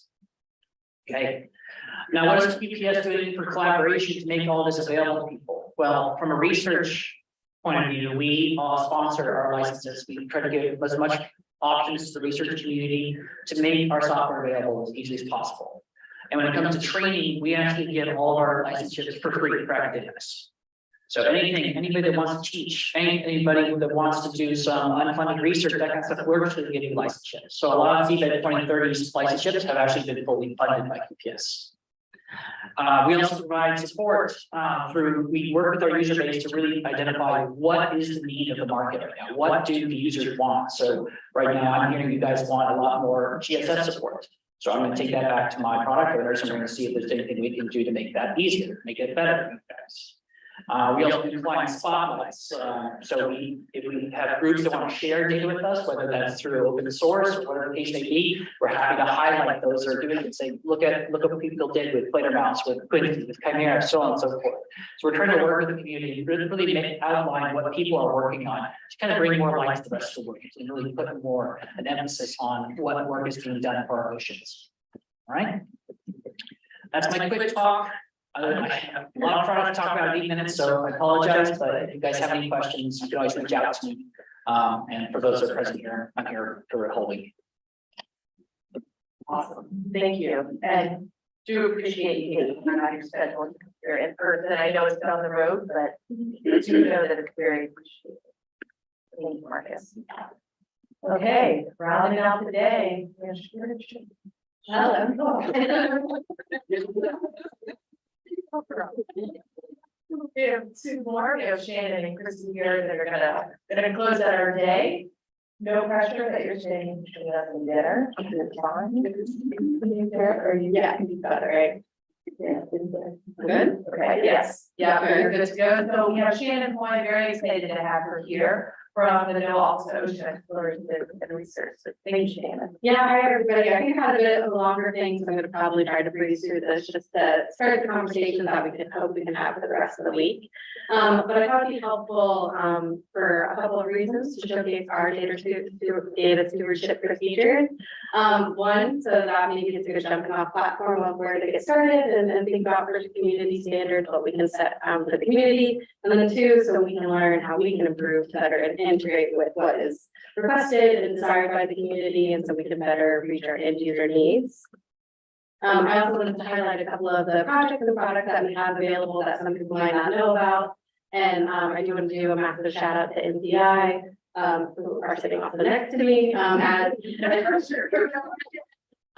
they are completely involved with all of our data archival procedures, but beyond that, our data accessibility products and what we're able to provide to the end users. So Caitlin Ruby, who's my co-author, but not able to be here, she is our data management lead, our POC from the Oceanus Explorer side of things, which is the ship that we use.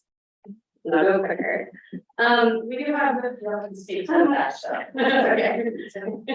we do have some principles that we developed for ourselves for deep water exploration mapping that I think hit a lot of the things that have been mentioned today. So I'll just briefly go through these. Always collect data. We do collect transit data anytime that we're operating. Systematically maximize coverage, gap to gap filler. More access to data is really going to help us here be able to plan more effective expeditions for filling gaps. Collect useful and quality data. That's one we're always striving to improve because again, like we've heard today, there's a ton of end users with a ton of needs. And so how do you provide something that's useful for everybody and also meets the quality standards at different scales for different end user needs. So we're trying to work more with GMRT to make sure that our data is more accessible by a lot of people who seem like they use the GeoMap app to find access to the data. Produce useful products, the same spiel as the one before, but that is difficult. So we do have a variety of products that we're trying to hit all the end user needs. Report necessary metadata. I think that's pretty self-explanatory, so maybe doesn't have enough of a highlight at times. So we do strive to do that.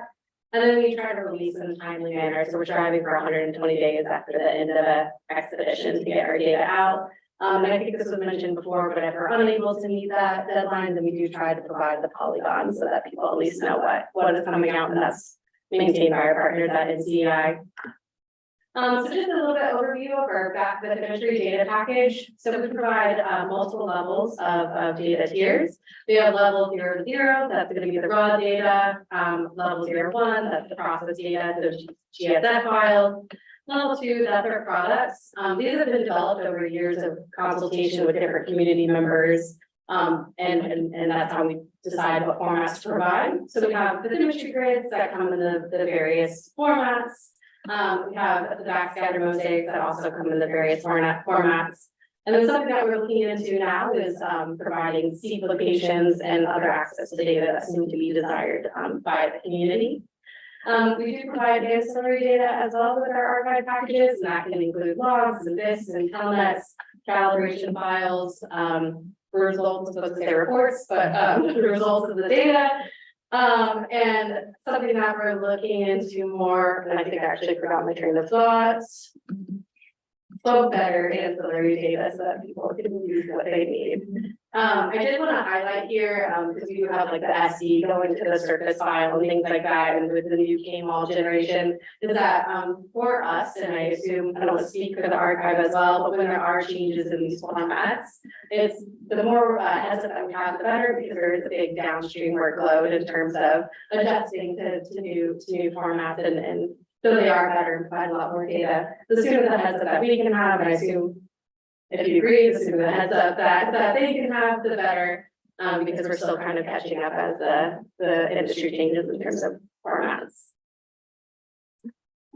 Again, I did a big shout out here for NCI and what they're able to do, but I think this is a new level and a new tier of data that's been talked about a lot throughout this workshop, which is web mapping services and products that are useful for accessibility and then usability. And I don't know if everybody is quite aware of the breadth of products that NCI produces that showcases the data that we collect. But one of the things that they provide is a data atlas. So we have our own landing page where you're able to search the different exhibitions and have access to all of the data products, not just mapping, but also ROV. But we also now have a live operations app so that you can follow the exhibition in real time, see where it's located, see where it's operating, look at the track, see the stations that are being performed, and then we also provide near real-time bathymetry grids where we have data processors on board, processing daily mosaics. We send them to shore via our satellite connection and FTP, and NCI ingests them, and then they're available for our shoreside science participants probably with a day. On a good day, a day delay, as fast as we can process. The other things that they provide, and there's a whole list, I'm not gonna be able to go through them all, but please check out the links in this, because they do have a hub where they link to all of the local stewardship of the product that they do. But we have an entire ArcGIS online layer, online group, with various layers of ROV tracks, ROV locations, survey tracks, survey polygons, mosaics that are able to come into most mapping software and available for end users use. If you have any suggestions for different products that we can add, please let us know. And we'll go ahead and add those if we can. I'll talk to Caitlin first. She's here, but she's not Shannon, so. Won't you stop doing that? But I think as we classify things into those levels, level 0, 1, 2, and I think this is the new one that really is something that we can capitalize on is the level 3, which is that accessibility and discoverability. All right. I think we mentioned a lot today, but just some of the considerations that we took into account throughout the 10+ years of operating, of trying to figure out how we can create a standard and reach all of our different end users is providing non-proprietary formats, meeting the needs of the multiple end users, and then ensuring the data that we collect today is also useful for the future. And I think this is where this group and this community can really help us is, you know, right now, I think our mantra is to provide everything that we can. So we have a massive formats and list of formats that we can provide, but if we can more hone in on all of the users' needs and standardize that and make it a one-size-fits-all purpose, then we can provide that data and have it be used. We do a lot of work out there and we'd love to see it used. I did want to do a quick highlight just because I think it ties into a lot of what this crowd is interested in. We just had this completed by one of our contractors, TSCOM, who a lot of people might know. But we wanted to standardize how we can get access and search for the various data that we need to plan expeditions. So she created a Esri project template with all of the web mapping service layers that we might need or consult when we're trying to plan an expedition. And then an Esri model where we can upload the area of interest shapefile and it'll put up the layers for us. And we can just get started on planning rather than having to go find everything for every expedition. Because if you don't know the ocean exploration model on the Oceanus Explorer, we kind of do the same expeditions all the time, about 10 expeditions a year. So we can standardize and streamline that process, we're just going to save a lot of us a lot of time. So that is an internal product, not a public facing product.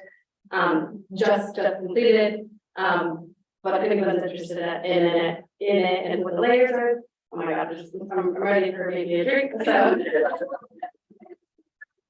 I'm ready for the layers that are interested in the layers that are included. Please let me know. We're happy to share. You did create an SOP as well of how to go through that. The procedures manual, it was my COVID project. We put that out in November 2020. It includes a lot of what I talked about today. And the reason I wanted to mention it is that we do need to work on a version 2. A lot of things have changed for us and the world as we've created a lot more of these web mapping services. And as you mentioned, the results of this workshop with the ocean best practices and the different things that we are doing too, I think it could be great to create that collaboration so that we make sure that what we're putting out and that we're doing matches the community needs. So I wanted to highlight that. And then again, because this was mentioned today, we do have the Ocean Mapping Community Wiki, that's a multi-human advisory committee product, but I wanted to flag it because it's been already helpful as a great help to bring the community together to talk about troubleshooting issues while we're in the field. It's still in development. We have a lot of sections that are pretty well developed and the sections that aren't. So if you're interested in being a contributor, please let us know. We would love help there. And then as things develop, I think the space can develop, and we can just see how it can help. So I'm just one of the admins, but if you're have more questions, let Nikki or multi-advisory committee know. And I've got business cards with a QR code if you're interested. And with that, I wanted to say, give my contact information, Caitlin's contact information, and I'm not sure if you all know, but Christy is also involved with the hat that she wears with this other physical data POC. So I'm just going to put her contact in there more so that you guys can reach out to her for all of your needs.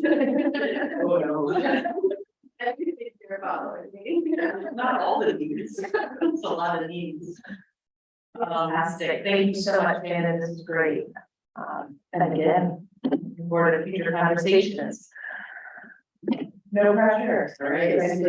Terrible. No one stand between us and there. Janet and I share that. I know. All right. Christy Reiser, NOAA and CI, take it away. All right, I think you guys are all sick of hearing me talk today, but thank you so much for having me. And I just wanted to take an opportunity at the end of the day to talk about Cruise Pack. This is a data packaging tool that was created with the data provider in mind. Anyone who is wanting to submit data to NCEI or the IHODCB. So I'm just going to go into a little background about it. This tool is actually developed by my colleague Chuck Anderson, who is a fisheries acoustic data manager with NOAA. And so let's dive in here for a second. So a little background: the tool originated in 2013 and started out as a data packager for waterfall and sonar data.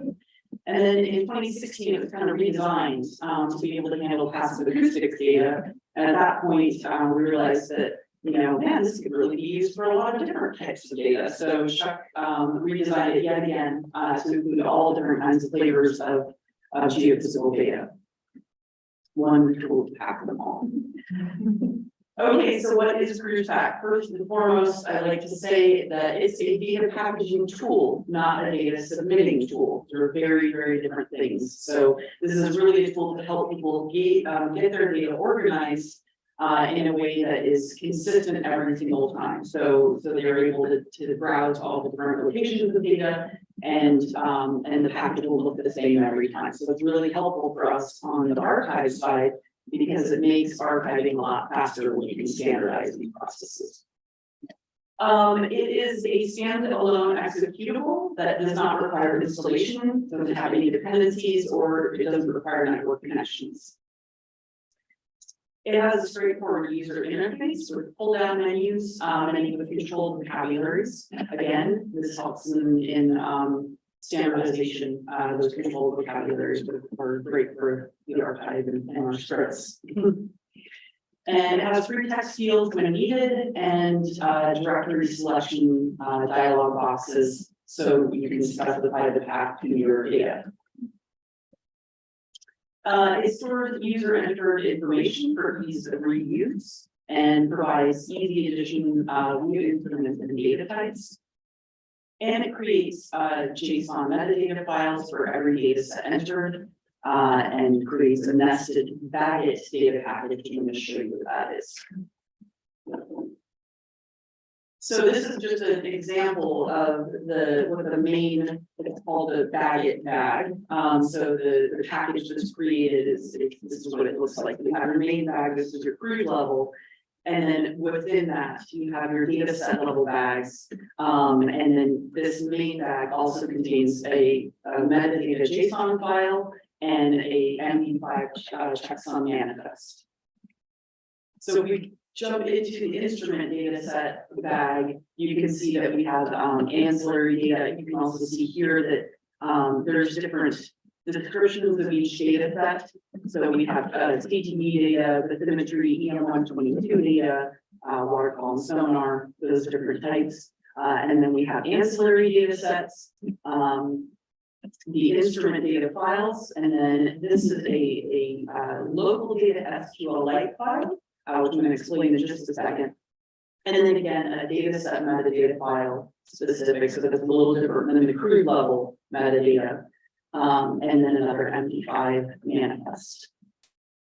So this is what those source data SQLite files look like. These are used as a backend database for CruisePack.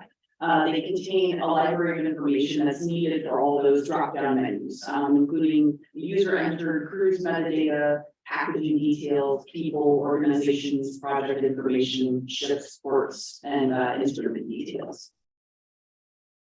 So just to look at it up close, this is just the first view with the first tab open, but I wanted to show you what it looked like kind of a little bit. You would enter your cruise ID here. You can browse to the different directories needed. You select your ship name and then your port names.